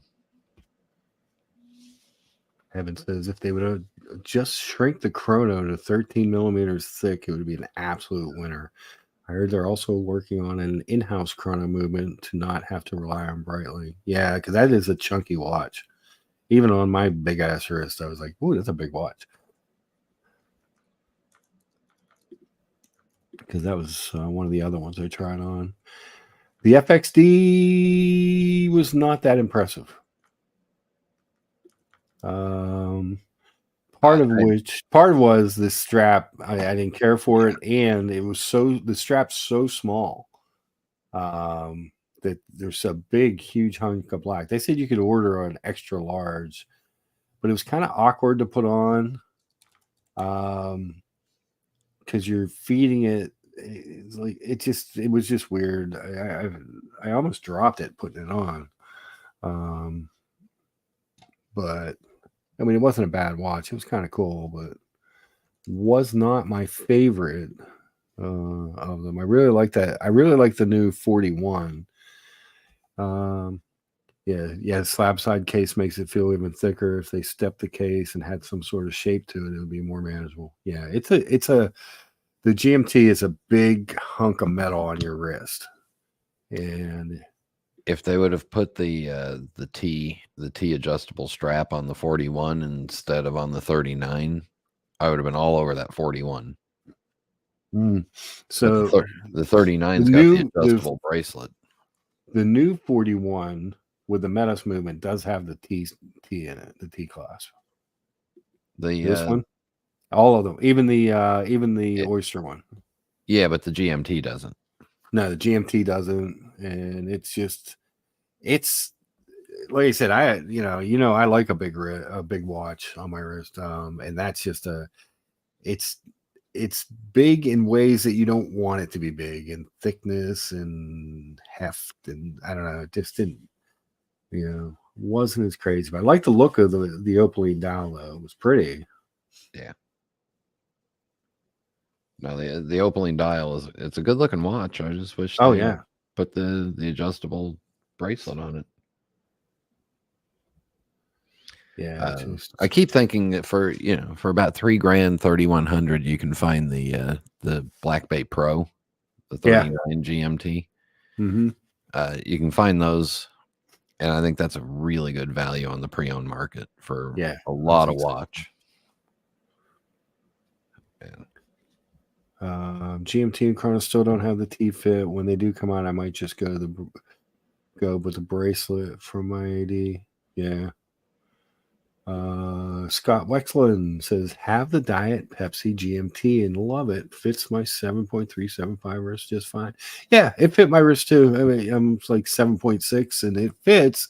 It's a little clunky though. That was my only issue. I'm a big I like a bigger watch. Made no qualms about that on the streams. But it was a little awkward, but a beautiful watch. That opaline dial, I never got to see that until the event. And this one, I think this was another dummy movement in this one too. But yeah, very, very cool. I talked to 3 of the people from Tudor that were at the event. Excuse me, but they all kind of agreed with me about the positioning themselves against Omega with the master chronometers. Like that, they feel that their competition is Omega, whereas the Swatch group seems to think their competition with Tudor is Longines, and that Omega is still competing with Rolex, and they seem to agree that it was much more of a Tudor Omega battle going forward in their minds. So it'll be interesting to see how it all plays out, but the master chronometer, the new case, the new bezel edging on the 41, liked it a lot, actually. Liked it a lot. The T-Fit clasp, the fact that you can get it on the Jubilee, and it was really comfortable. It didn't feel. I was afraid it was going to be like a cheap rendition of a Jubilee, and it wasn't. It really was a pretty substantial bracelet, and it had no faux rivets on the Jubilee. Added bonus, if you will. I'm not a big fan of those as well. I think it looks. It just doesn't look right when I look at it straight down. It just looks like something that they slapped on for some reason. Evan, yeah, I agree. A little thinner is better.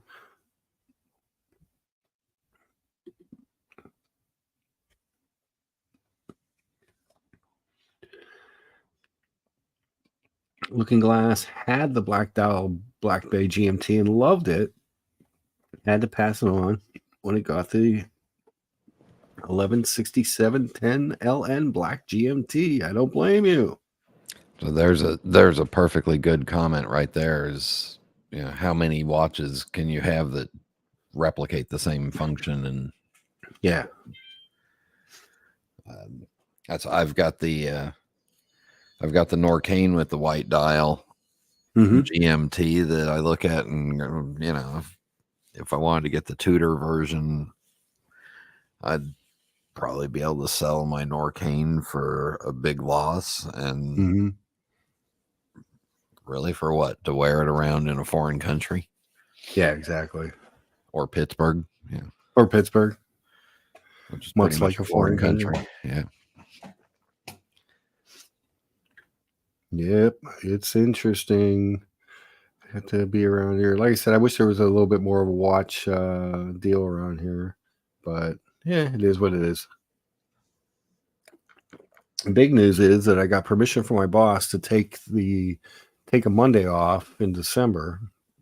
So then we're closed Sunday. I'm off on Tuesday, so I have 3 days. My plan is to drive over to Philadelphia and watch Small G, since he's not that far. So check out, maybe have lunch with Small G, check out some watches somewhere, and then head up to New York City to enjoy some of the storefronts and the trees and the holiday festivities and decorations, which I've never done. I always wanted to. Yeah, Double D's also in Philly. Yeah, that's right. And Roman's in Philadelphia too. You can stop by. Oh, see, I guess hang out with Roman.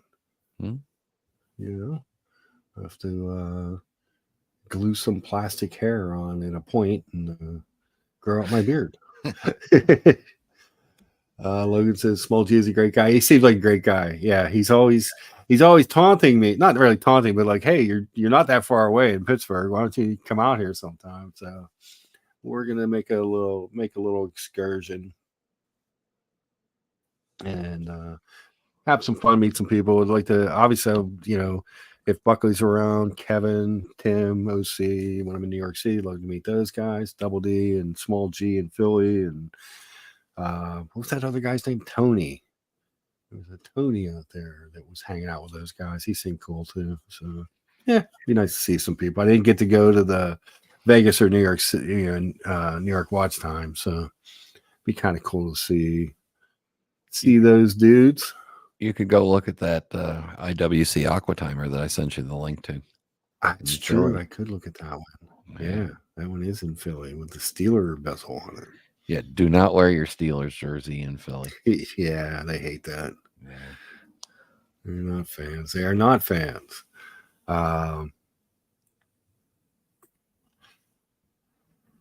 Dr. Bob says, I have 3 dive watches, 3 hands, a date, black dial, all of them. Dr. Bob, what are we going to do with you? So I think the aqua timer, I think I got over the aqua timer with the getting the legend diver back. Yeah, Evan, it's not that far. It's I've made that drive quite a few times. It's east in our tiny state. Pittsburgh or Pennsylvania is not a tiny state, comparatively speaking to some. I mean, I grew up in Massachusetts when I was a kid. That's a tiny state. Rhode Island, Delaware, Vermont, New Hampshire's a little bit bigger, but a lot of those are really small.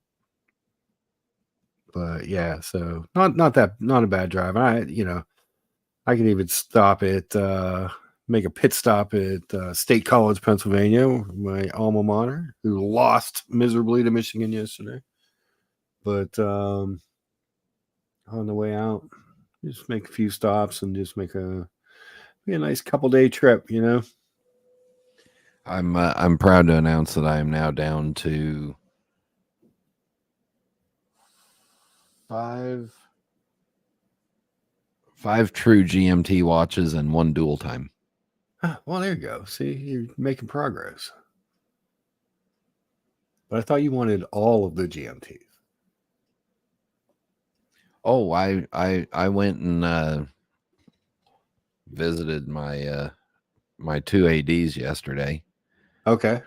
One of which is a no-go because I just got the Meteorite Pepsi from him. So yeah, so it's like, I love you, just showing you, just here to show love.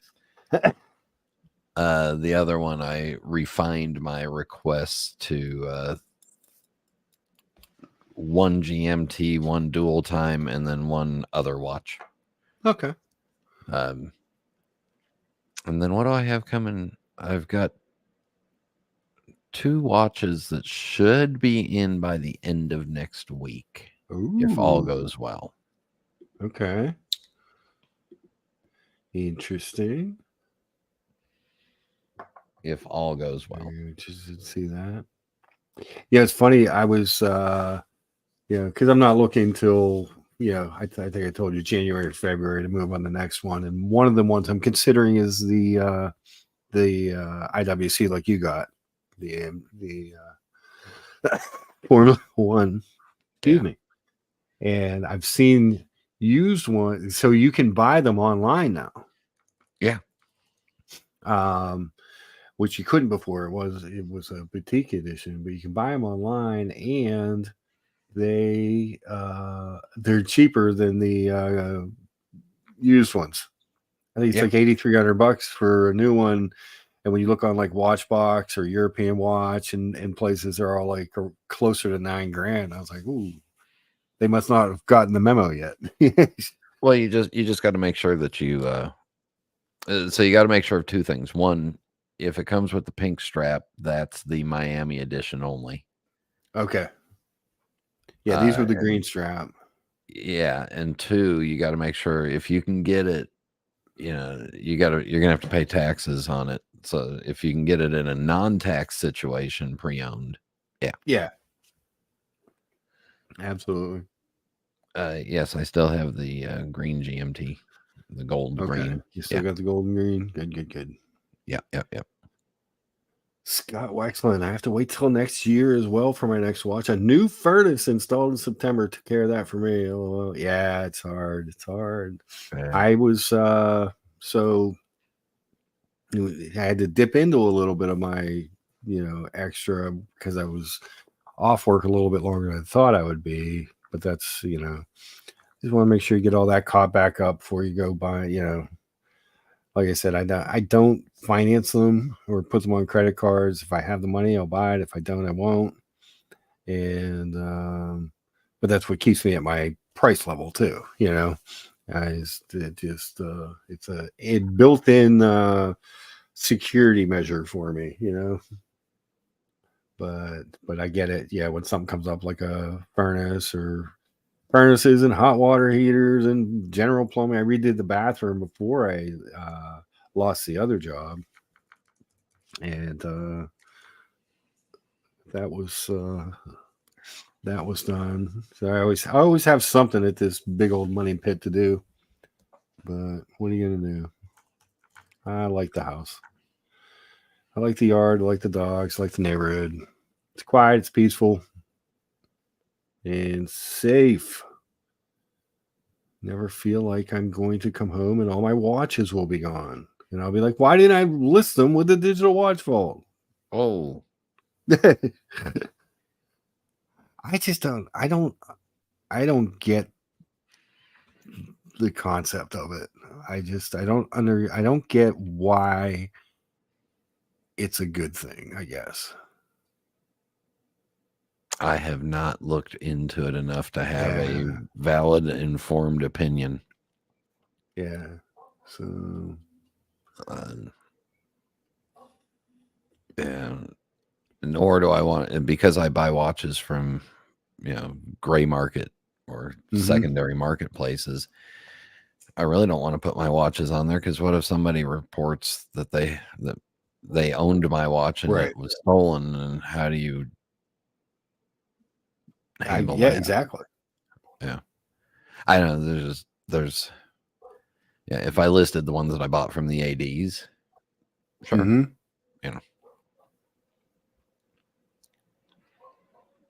I don't know. 100%. I haven't. That's something that I really want to put some time into. And see what it's about. I'm also not. Here's another thing about me. When it comes to new tech or new hotels or a brand new car, total car line comes out brand new, I'm not a new adapter. I will let other people be the new adapter, and I'll wait a year or two and let all the bugs get worked out. Yeah. Or in the case of Jeeps, never own one, because you never get the bugs worked out of a Jeep. But you'll never have the satisfaction of saying, "Meep meep, I'm a Jeep." No, I've got it even better. I got a Mini. Excuse me. Yeah. Johnny 5 says the potential for abuse like that is concerning. Yeah, it is. There's a lot of potential for abuse. But I also think, O'Sheen was playing the some of the clips, some of the messages that the other dude had left him, the watchmaker, Alex. And he had some interesting thoughts about cleaning watches that were known to be nefarious and or Frankenstein's and or, like using that platform as a way for them to move watches that they know aren't clean. That's another interesting aspect that I hadn't thought of till I heard of that. And I was like, oh, shit. Yeah. Why wouldn't you use that as a way to say, well, no, here, we'll put it in the digital watch box. See, it's clean. I pulled up this picture of the GMTs of the Pro for you here, Brian. Yep. Like that bracelet model. Bracelet's nice. I will tell you, though, I had the Ranger. Yeah. And that hybrid rubber leather bracelet is actually really nice on that. Yeah, I like the hybrid rubber leather. I don't like the bend in their deployment. Yeah, it's a little odd. Yeah. It's a little odd. It fit when I put it on. It reminded me of the JLC bracelet, the rubber strap on the Polaris. It's kind of awkward, and it had a weird kind of angle to it. I agree, but the material and stuff, I was like, that actually wasn't a bad piece. For what it was. I would have preferred it in a 41, but what the heck. Scott says he does not show maybe. He doesn't show his watches on Facebook or Instagram. To me, that's saying come rob me. Yeah, I mean, there are different strokes for different folks. So that's why I have a little safe and a insurance, And I have a safe deposit box and a safe, and I have a very well. I'm going to lose it when we move out of this house, but I have a very well hidden hiding place. Yes. Yeah. I mean, it's like anything. You do your due diligence and keep everything as safe as you can. Same as wearing them. You know, I wear my watches, and again, I'm not wearing $30,000-$40,000 watches or $100,000 pieces, but I buy them to wear them and enjoy them, but I'm cognizant of where I am and who's around. You know, because not just my watch. I don't want somebody to come take my wallet either. You know, I mean, you know.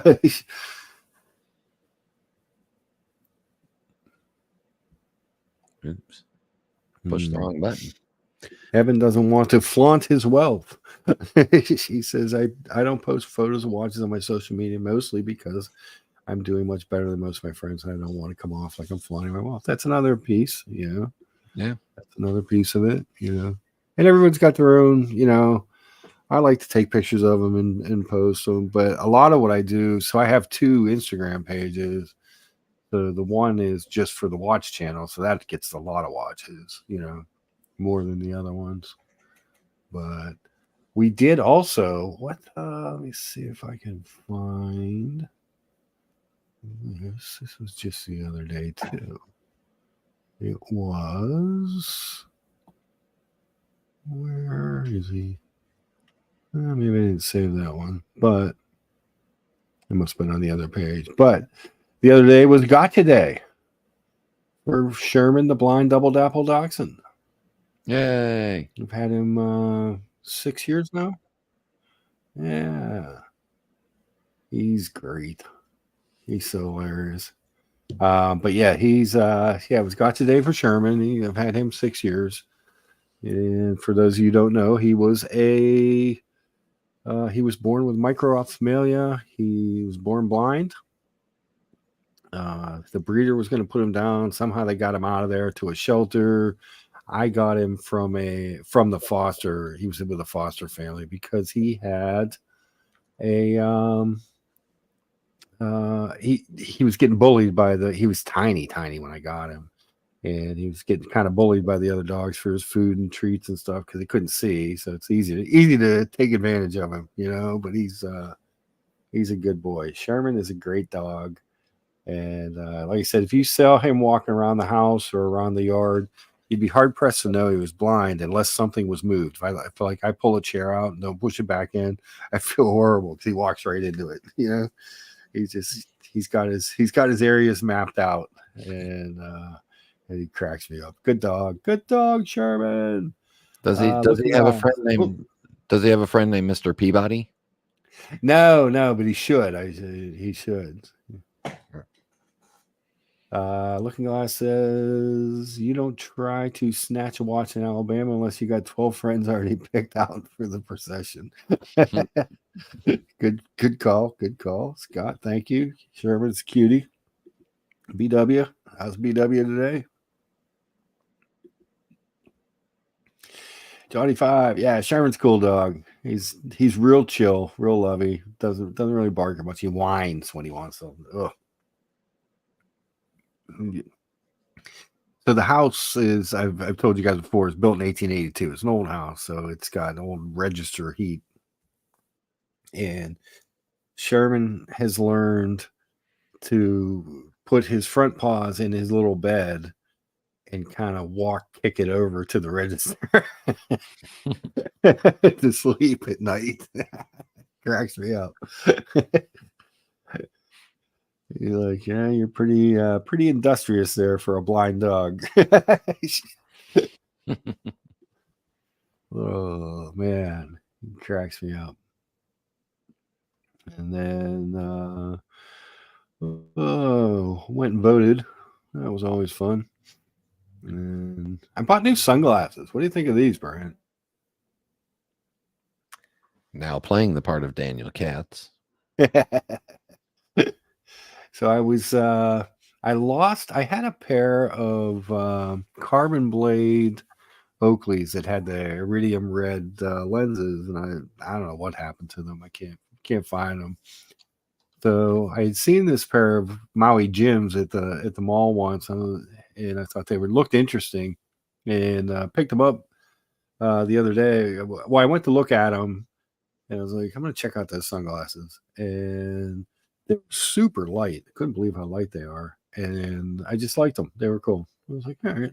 I haven't had a pair of Maui Jims in a long time. It's all been Ray-Bans and Oakleys, and one pair of what was that other? They're really expensive, and I broke them. Oliver Peoples. Really expensive. I have new eyeglasses. Are smart. Ah, nice. And I went to Lens Crafters, which is part of Luxottica, just to support them. Okay. Nice. Very good. I forgot what brands I ordered because I was just looking at styles and stuff. But here it is. Miss it. It's gotcha day. That's Sherman. Well, that's the day that I got him. Look at that little bugger. And that's Ellie passed away, the black and tan. But Rebel's still kicking. He's almost 19 now. He's coming to the end. Those two were just like, hey, wait a second, what's this? When I brought him home. But he was such a cute little dog. He's still a cute dog, but he was just teeny tiny back then. We are hoping when we get the new place that we will, because we won't be traveling as much because we'll be playing grandparents. Yes. That once we get down to Florida, we will be able to get a medium-sized dog. Oh, nice. Have a fenced yard of some sort so that we don't have to take them out for walks and all that. Yeah. But we just want want to have a dog again and have the added security of something that barks. Mm-hmm. Dogs are cool, and I don't know, they're just, there's just something about having a dog, I don't know what it is. It just makes it comforting somehow, And this guy, Sherman, is he's I call him an appreciative dog, because you can tell that he likes that he has a good life, and that he things didn't start out great for him, but he's made his way. That's why somebody said, "What kind of asshole are you?" the other day, and I was like, "I'm the kind of asshole that adopt a blind dog." What kind of asshole are you? Apparently the kind of asshole that'll pick on somebody for adopting a blind dog. Yeah, exactly.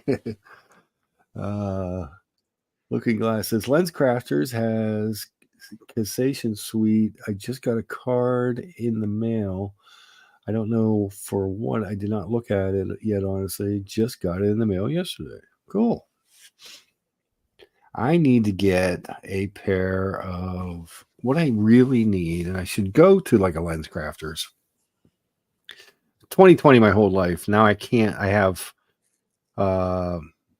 trouble with the fine print. So I need something that is like a bifocal that's clear at the top, and just like a 1.25 or something at the bottom. That would make my life so much easier. Yeah, my wife has some of those. Okay. So they do make them? It is possible? Yeah. You just get they're clear lenses at the top and readers in the bottom. Perfect. Yeah, I need to get on that, because it's annoying as a diabetic in the supermarket. I'm sure you have to read all your labels very carefully, and some of that print is teeny tiny. And sometimes sugar-free has more carbs in it than sugar does. It's true, right? You have to be careful. Scott Weichland says, my cat Jack is 15 and a half and has hyperthyroidism, needs meds twice a day. Almost lost him a year ago. Had him since I adopted him as a kitten. He's a cool cat. I know, Scott, I because I can't say no to an animal in need. I have 4 cats as well. But the one dachshund is almost 19. He's gone down pretty last few months a lot. But I have a 20-year-old cat as well that I adopted when she was 6. And she's neither one of them's in pain. Neither one of them is in bad health, but they've really slowed down and you know what I mean? Like it's coming and it's hard. It's hard to watch. It's hard to see because I've had them both for so long. Looking Glass says I need transition lenses or what you want. There you go. Perfect. Yeah, because like seeing at a distance. No. Transitions are the ones that will tint in the sunlight. Oh, progressives are the ones that have multiple focal lengths in them. So I have both. The ones I wear all the time are both transitions and progressives. Gotcha. Now, the problem with the transition lenses when you're driving a car is that they don't tint because it's not getting hit directly by the sunlight. Mm-hmm. So and I don't need them to drive because my distance vision is perfect. You know what I mean? Like So no, I also bought I have another pair of permanently tinted progressive glasses that I can wear while I'm driving. Okay. Because if you're driving all day in the car and it's a bright sunny day and your glasses aren't tinting at all, you're not getting any relief from the glare off the road and all that bullshit. Okay. Or you could go to Walgreens and just get some readers that you pop on your face when you need to read. So I have those, but when I'm at the store, it's like I never bring them in. I always forget them. They're always sitting on my desk. Scott Wexland says I have a bifocal reading on the bottom and computer length about a foot on top. I'm far-sighted left and nearsighted with astigmatism right eye. Yeah, I figure that they'll do a quickie. If I go to like a Lens Crafters or somewhere, you just get the quickie test and they can tell me what I need. You know what I mean? Yeah. Well, when you go for don't you go twice a year for eye exams? I figure when I go to Lens Crafters, they'll give me that quickie test and I'm terrible with that. So my ophthalmologist, whatever he was, he retired a few years ago, and I've failed to find a new one. Yes. So you are not maintaining your No, God, no. Your Luchabetic health plan the best you should. Yes. Yes, I'm not doing my best. Well, if I was your father, I'd tell you some words right now that you would not like to hear. Yes. Looking Glass says, get the hyperactive. I have them. They're the best. All right. I'm just saying. Hyperactive changes in the car. Huh. Okay. Well, now it's too late. Yes. Stupid chat. I got Scott yelling at me too. So as Brian knows, as most people know, part of the Luchabetic name is the fact that I'm a type 1 diabetic. Yeah. And I've not been good with my eye tests here the last 4 years. So I probably should get on that. Eyes and feet twice a year. Yeah. Well, my feet get checked all the time at the endocrinologist. Yeah. So I go there 3 times a year, and she's always does a good foot inspection before we move on to the old A1C blood work. Yes, to the old blood work chart. Yeah, and then she yells at you a little bit. Yes, of course. Who doesn't like to get yelled at? Yeah, and pay for it. Exactly. Tell you can't. My cardiologist, on the other hand, no, you can't eat all you want to. You gotta work on this live stream for super chats. Exactly.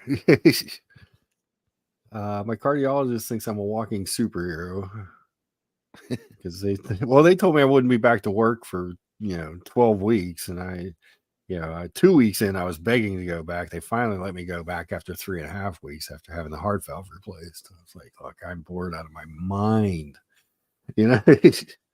So I'm so bored. I'm watching this guy with pink hair talk about watches. Yeah. I found this guy online. I need to go back to work, or I'm just going to get addicted to this. It's amazing. Anybody else out there got any watches they're looking at or want to talk about while we're on? So I'm working on them. I'm in the middle of a deal. And I sent 4 watches to European Watch. Mm-hmm. And the way it's going to work out is I'm going to lose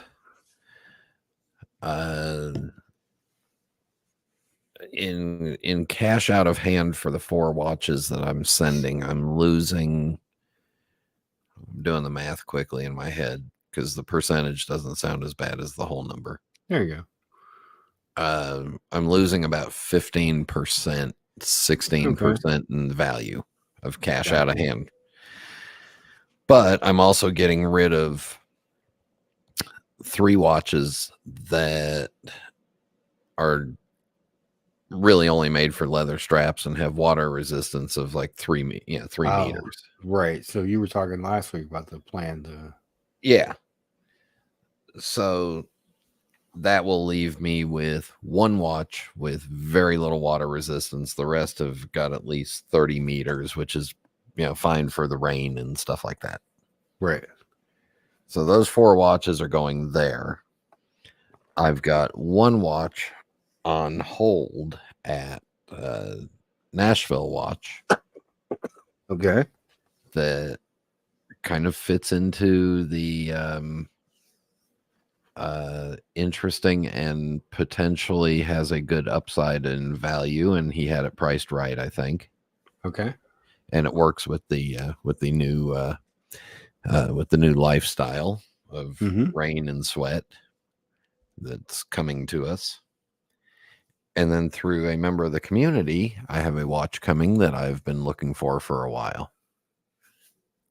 And it fits into the 100 meters, and it's 100 meters swimmable, has leather and rubber and blah, blah, blah, blah, blah. Okay. So very cool.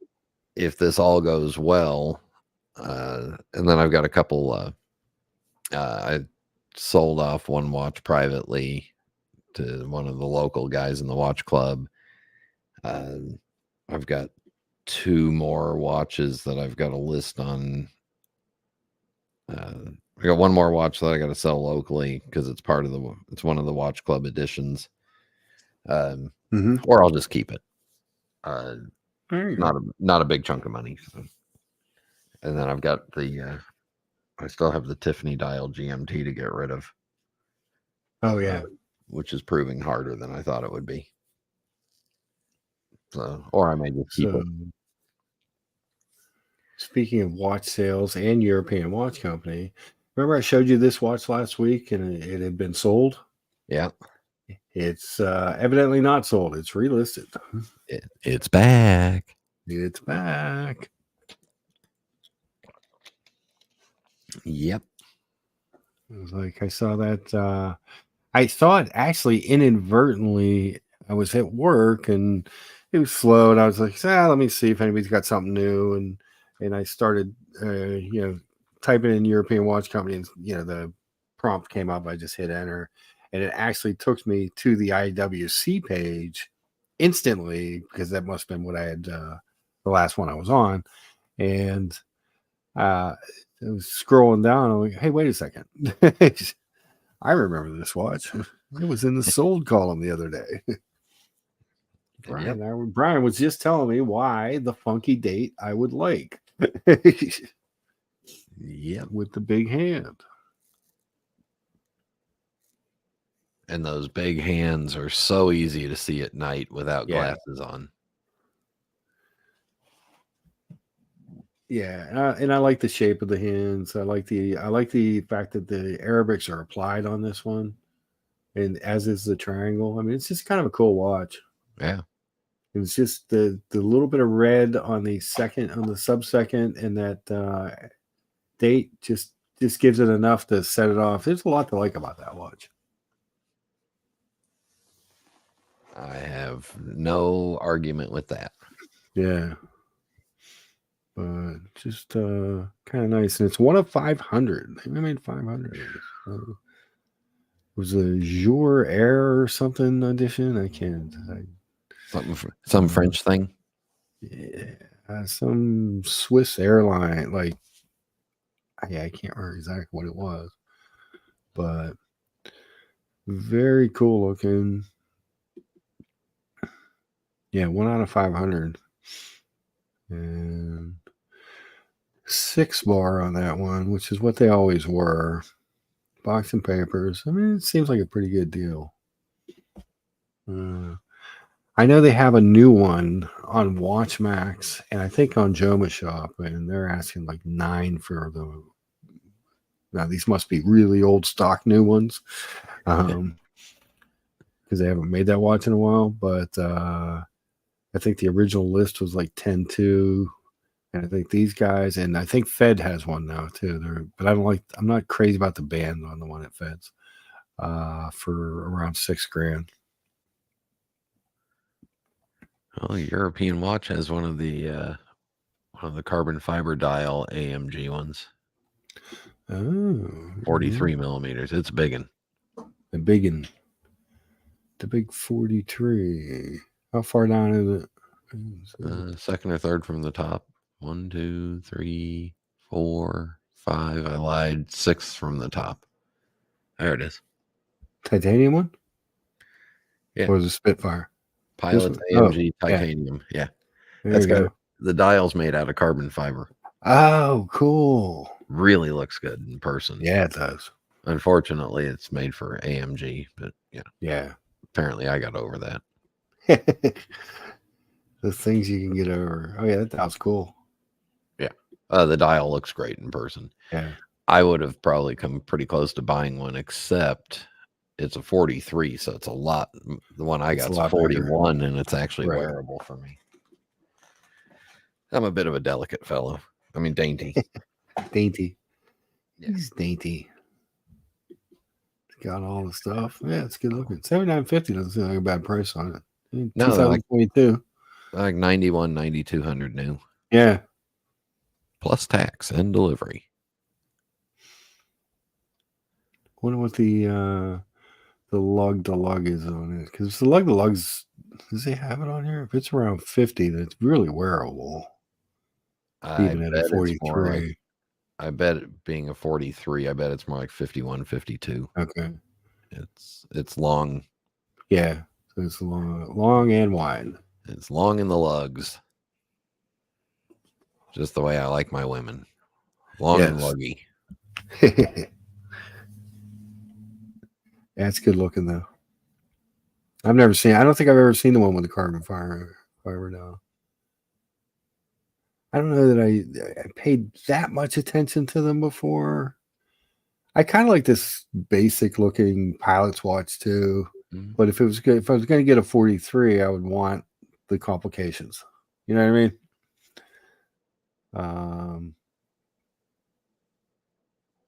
I think the way their chronographs look great, and I hate chronographs. I'm not a big chronograph guy, but I do like the way that theirs look. Yeah. I'm back down to one chronograph too. Oh wow. Which one? I just have the IWC.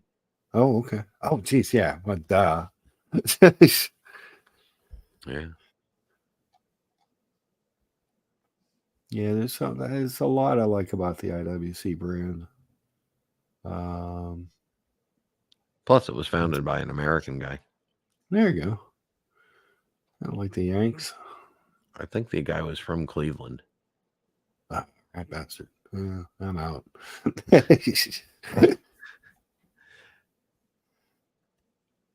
Cleveland. What was he thinking? Yeah, I like that one you got up there now with the Fotina on the ones and the markers, but not the numbers. Right. It's just enough not to be overbearing. Yeah. It actually kind of just looks like a color rather than a Fotina in a way, because the numbers aren't the same. And then it works well with the brown strap. Mm-hmm. That's a perfect Pittsburgh watch. It's several shades of brown and then black and boring. Yes. Perfect Pittsburgh watch. Wearing my Philadelphia Eagles watch today with the green and silver. Yeah, I have been doing some watch house cleaning and see if it works. There you go. No deals are done until it's complete. Until it's complete. That's exciting though. Oh, hold on. Brian BW sent me a pic. BW has the most. I'm telling you, this guy has an amazing watch collection. Every week he pulls something up for me. Oh, look at that. That is pretty. Yeah.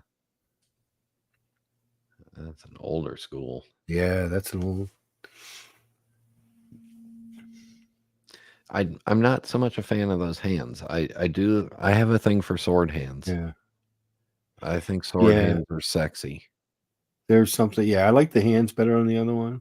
But overall, I'll tell you my biggest objection would be the chopped off hour hand. Like it doesn't come to a point. Nope. If it came to a point like the way the minute hand does, it would be a little more palatable, I think, looking at it. But it's not bad. It's not bad at all. That's my only thing with it when I look at it. I mean, it's a good looking piece. He says it has the JLC movement in it. Yeah. Well, same company. Yeah. Very cool. Thanks, BW. Always sends cool pics. Sexy. 37. Wow. Mm-hmm. This is a teeny tiny one. Teeny tinies. Ooh, if anybody out there hasn't upvoted, we need 3 more to get to 30. That would be cool. I would appreciate that. I guess I Please could. And thank you. Oh, there you go. I need 2 more upvotes to get to 30. But that's I'm actually thinking that once I do these watch moves, there may be a couple more because I'm targeting I'm targeting I want to have like 3 real high dollar pieces, and then the rest of them, the rest of them can be in the more moderate, normal priced range. Mm-hmm. So I'll be interested to see how long I'm thinking that by Christmas, by January, February, there may be some deals on some of the really top end stuff. Yeah. Well, and that's kind of my thought process is I'll save up a couple bucks and then January, February should be a pretty good time to buy. That's where I'm thinking. Yeah. And when we sell this house, and the new house will be smaller, and we'll be able to pull some money out of the house. So. Oh, nice. And then pay taxes, and then have some left over. And I think, come March, April, maybe January, I'll start keeping an eye out. But yeah.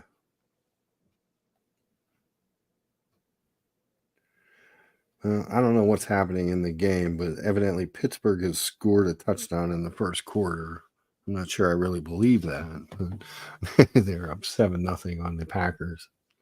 The Packers don't seem that good this year. I thought Jordan Love was going to be the answer. Evidently not.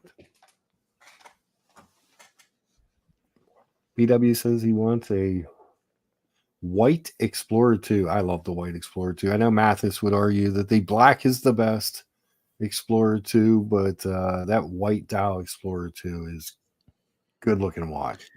We don't listen to Colombian drug mules. That is just a good looking piece. I just think it's I don't know, there's something about it. When I see the black, I'm like, it's nice. But when I see the white one, I'm like, whoa. There's something there, Definitely something there.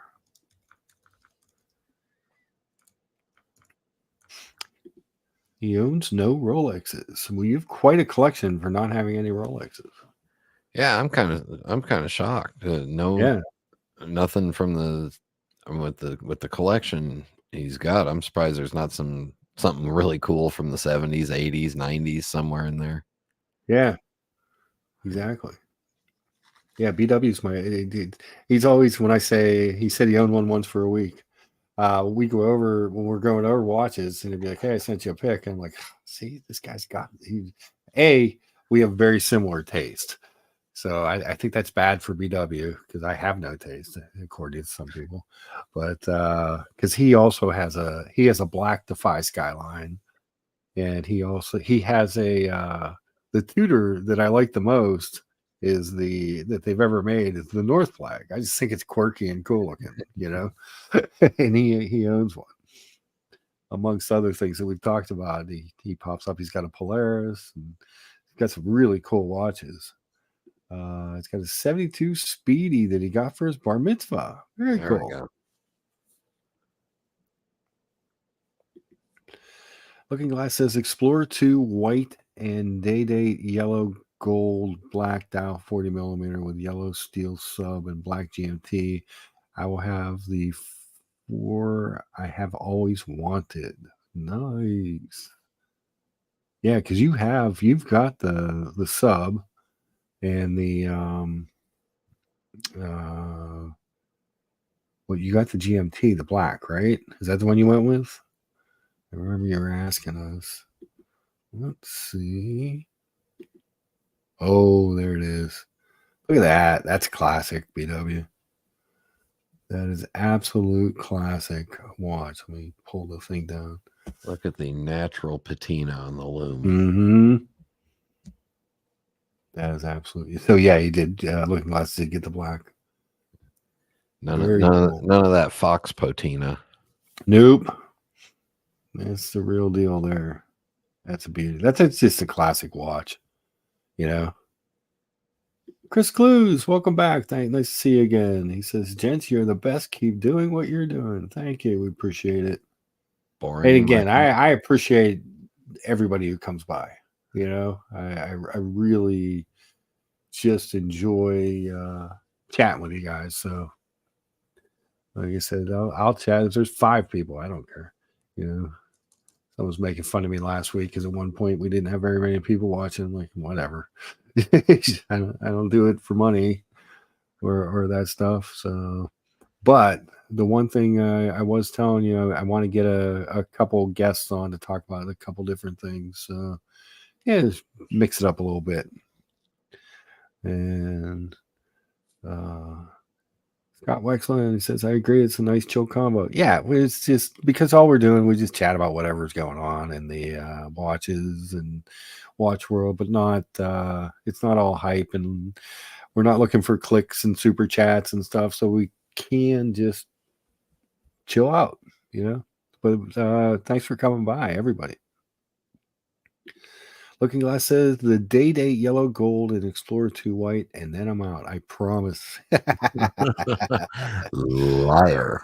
Yes. It's never. Liar. It's never. It's hard. It's the watches are addictive. That's why, again, one of the reasons, I could finance a whole bunch of watches. You know what I mean? It's just not smart for my money, the way I view it. So I have rules, because otherwise I'd go nuts. You know what I mean? I would have all the watches because it's just easy to do. It's easy to do. You liar, fake, phony, yes. Liar. BW, that one is extremely hard to beat. Yeah, that Speedy's a good looking watch. And again, I'm not really a chronograph guy, but when you see one of the great things in life is when you see a Speedy in the wild. I don't know why I get so excited about it when I see them. You know what I mean? I like when you see somebody wearing a Speedy, you're like, I just want to ask them 1,000 questions about their watch. Look at it, hold it, feel it, put it on. I don't know why. and again, I'm not a chronograph guy, but I get really excited when I see one. So it's a good piece. It's definitely a good piece. I like the fact that you got it for your bar mitzvah and that you still have it. Yeah, you still have it. Yeah. Scott. See, Scott, a man after my own heart. I love the Speedy 57. And I love the red one. Evan G has one in the red. I just think that's a smart looking watch for a Swatch group shitter. Yeah. Goes without saying. Can I make an admission? Yes. that I've made before, and I feel dirty, but I saw it again yesterday when I went into the Omega store, because the people there it's an independent jewelry company that owns the Omega store that opened up.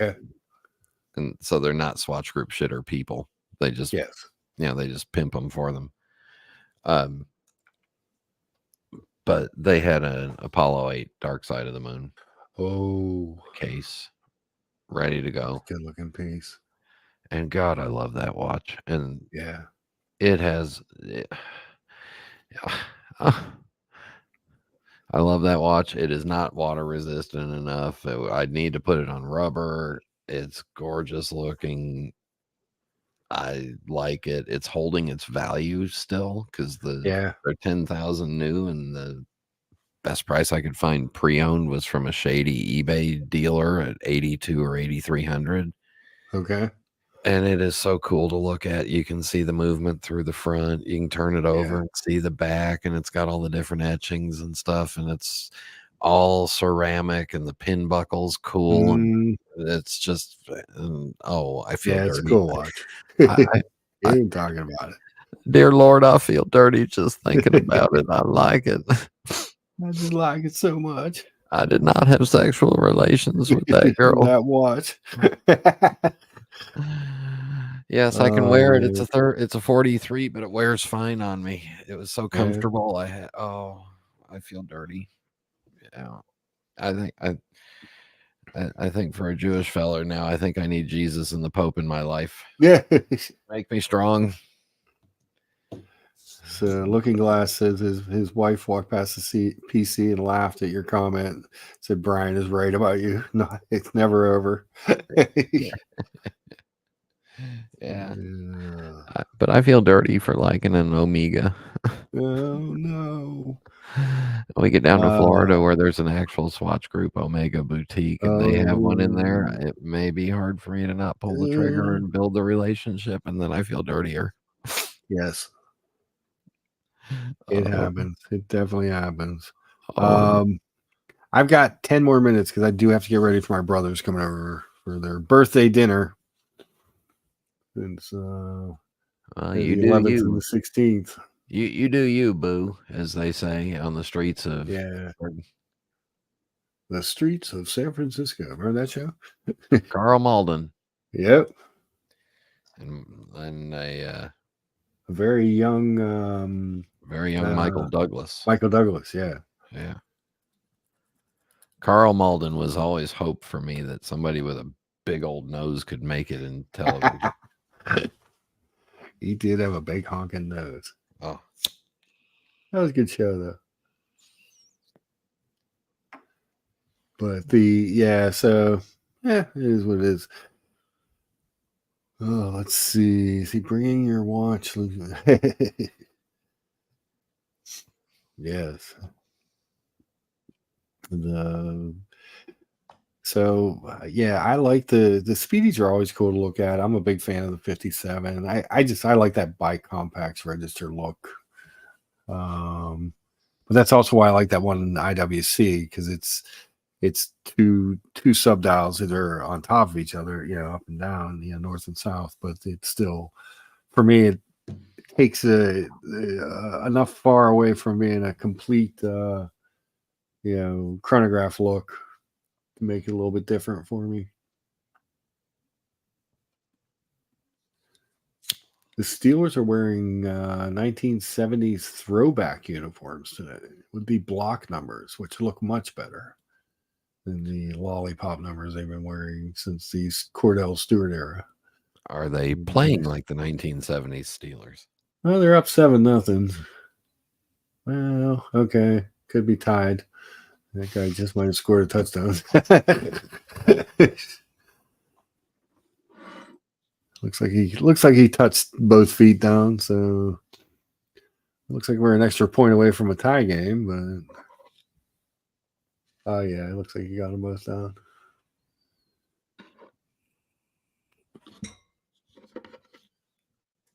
The Steelers just need to keep it within 10 points going into the fourth quarter, and then for some reason they win those games. I don't understand. It is not a recipe for success, yet they are riding it to be such. I don't get how they do it. It's just weird. Just weird.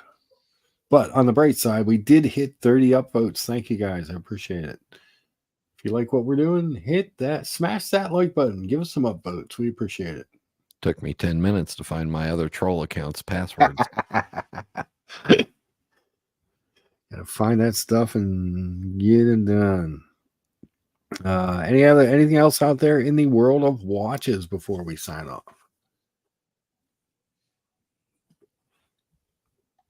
I have excited to see what Brian has coming.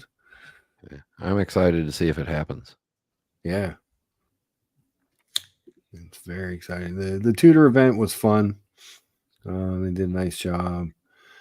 So I love that they lit up the whole front and feel like the Lewis Anthony over here on the left and the Tudor on the right, and all the red was all lit up from the outside like that. And their Rolex boutique still not open. They are waiting for the lamps to be shipped from London. Everything is done except for the lighting. But they've got a bar and a coffee bar in there now, and all kinds of stuff going on. So very cool. Happy for them. Happy for my friend Andrea, her brother who owns the store. Let me see if I can send you a link to the solid gold Speedmaster that made me go oogly googly. Oh. That's not it.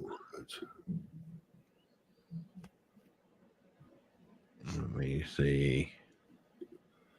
Scott, have a great day. Thanks for stopping by. We're here every Sunday morning, so pop by again. BW, thank you. Always good to see you guys. Mark's here because he cares. I'm here because I had nothing else to do, and you guys kept me company while I was doing mundane bullshit. Hey, whatever it takes. I just want to be honest with the people. Let the people know where you really stand. Yeah. Is this the one that I know? God damn it. Well, I know Nathaniel got a solid gold Speedy not that long ago. Was he Green Dial? Did he get the Green Dial? Yeah. Yeah. Beautiful watch. Let me see. Speedmaster, Broad Arrow, Speedmaster, blah, blah, blah, blah, blah. Relevance, low, high, price high. Let's see if that'll work. Is this it? There was one in Poland, and then there was one somewhere else in some other country that I wasn't sending my money to because I'm not that stupid. Okay. Here it is. Is this the solid back? Yeah. All right. How do I? I can post it in the private chat. In the private chat, yeah. I forgot. I don't have any controls on this channel, so I don't know what I'm doing. Paste. Boom. There you go. Private chat. Private chat. Oh, look at that. That's a beauty. Look at that dial.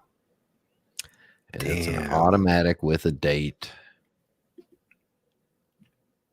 and this is a Schumacher version of it, but there was one other that I saw that wasn't same damn watch, just not Schumachered on the back. Oh, Santa Maria, man. Yeah, I really liked that. Really liked that watch. That's a beauty.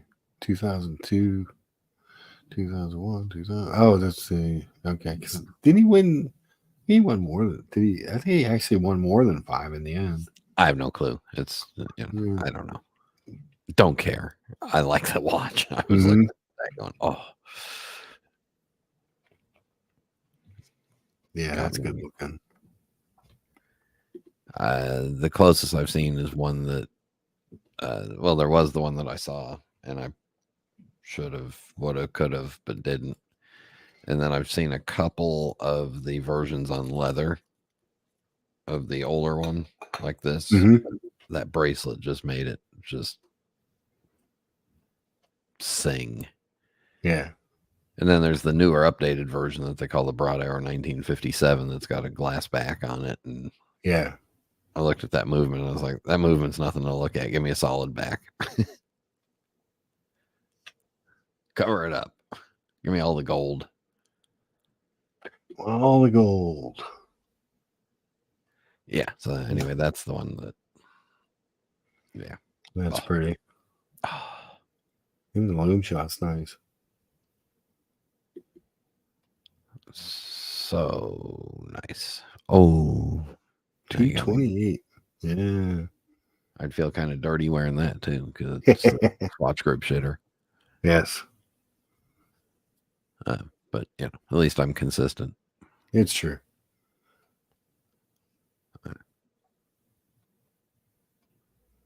Rose gold, white. No. I'm just skimming through Chrono 24 now. Oh, you're good. Nope. Okay. That's it. Pretty watch. Yeah, I passed on the non-Schumacher marked version of that one for about 21,000 US. Okay. And I should have. That's going to be one that'll haunt me. Yeah. Yeah. It happens. All right. Well, I need to go get ready for my brothers. Start prepping the meal, cleaning up a little bit, and let the dogs out and get everything ready. Thank you, everyone, for coming by. Thanks, Brian, for joining the channel. Also, special thanks to George Varghese and to Gorilla Time George. All the Georges. BW has a question. If your Omega is pre-swatch group existing, is it still a swatch group shitter? Problem is you got to deal with the swatch group for parts. Not even a loophole. Yeah, and they're throttling down their. They're not sending out parts or selling off parts to independent watchmakers anymore. So the independent guys are having to look on eBay and stuff, and parts are getting harder to find. So then you're stuck sending it back to the shitter castle, and God knows what they're going to do. Yeah. So I feel for you. I feel for all the guys that have vintage Speedies and they want to get them worked on, and they got to go through the. Yeah. Good luck. That's all I got to say. Good luck. Good luck. And may the force be with you. And that. Oh, excuse me. Excuse me. All right, folks.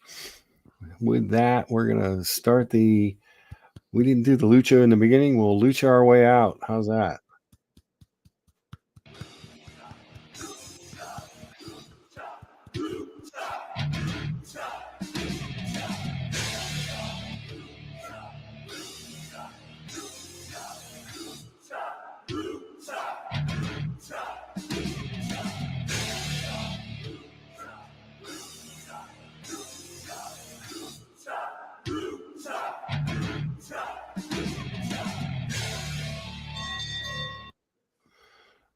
right, everyone.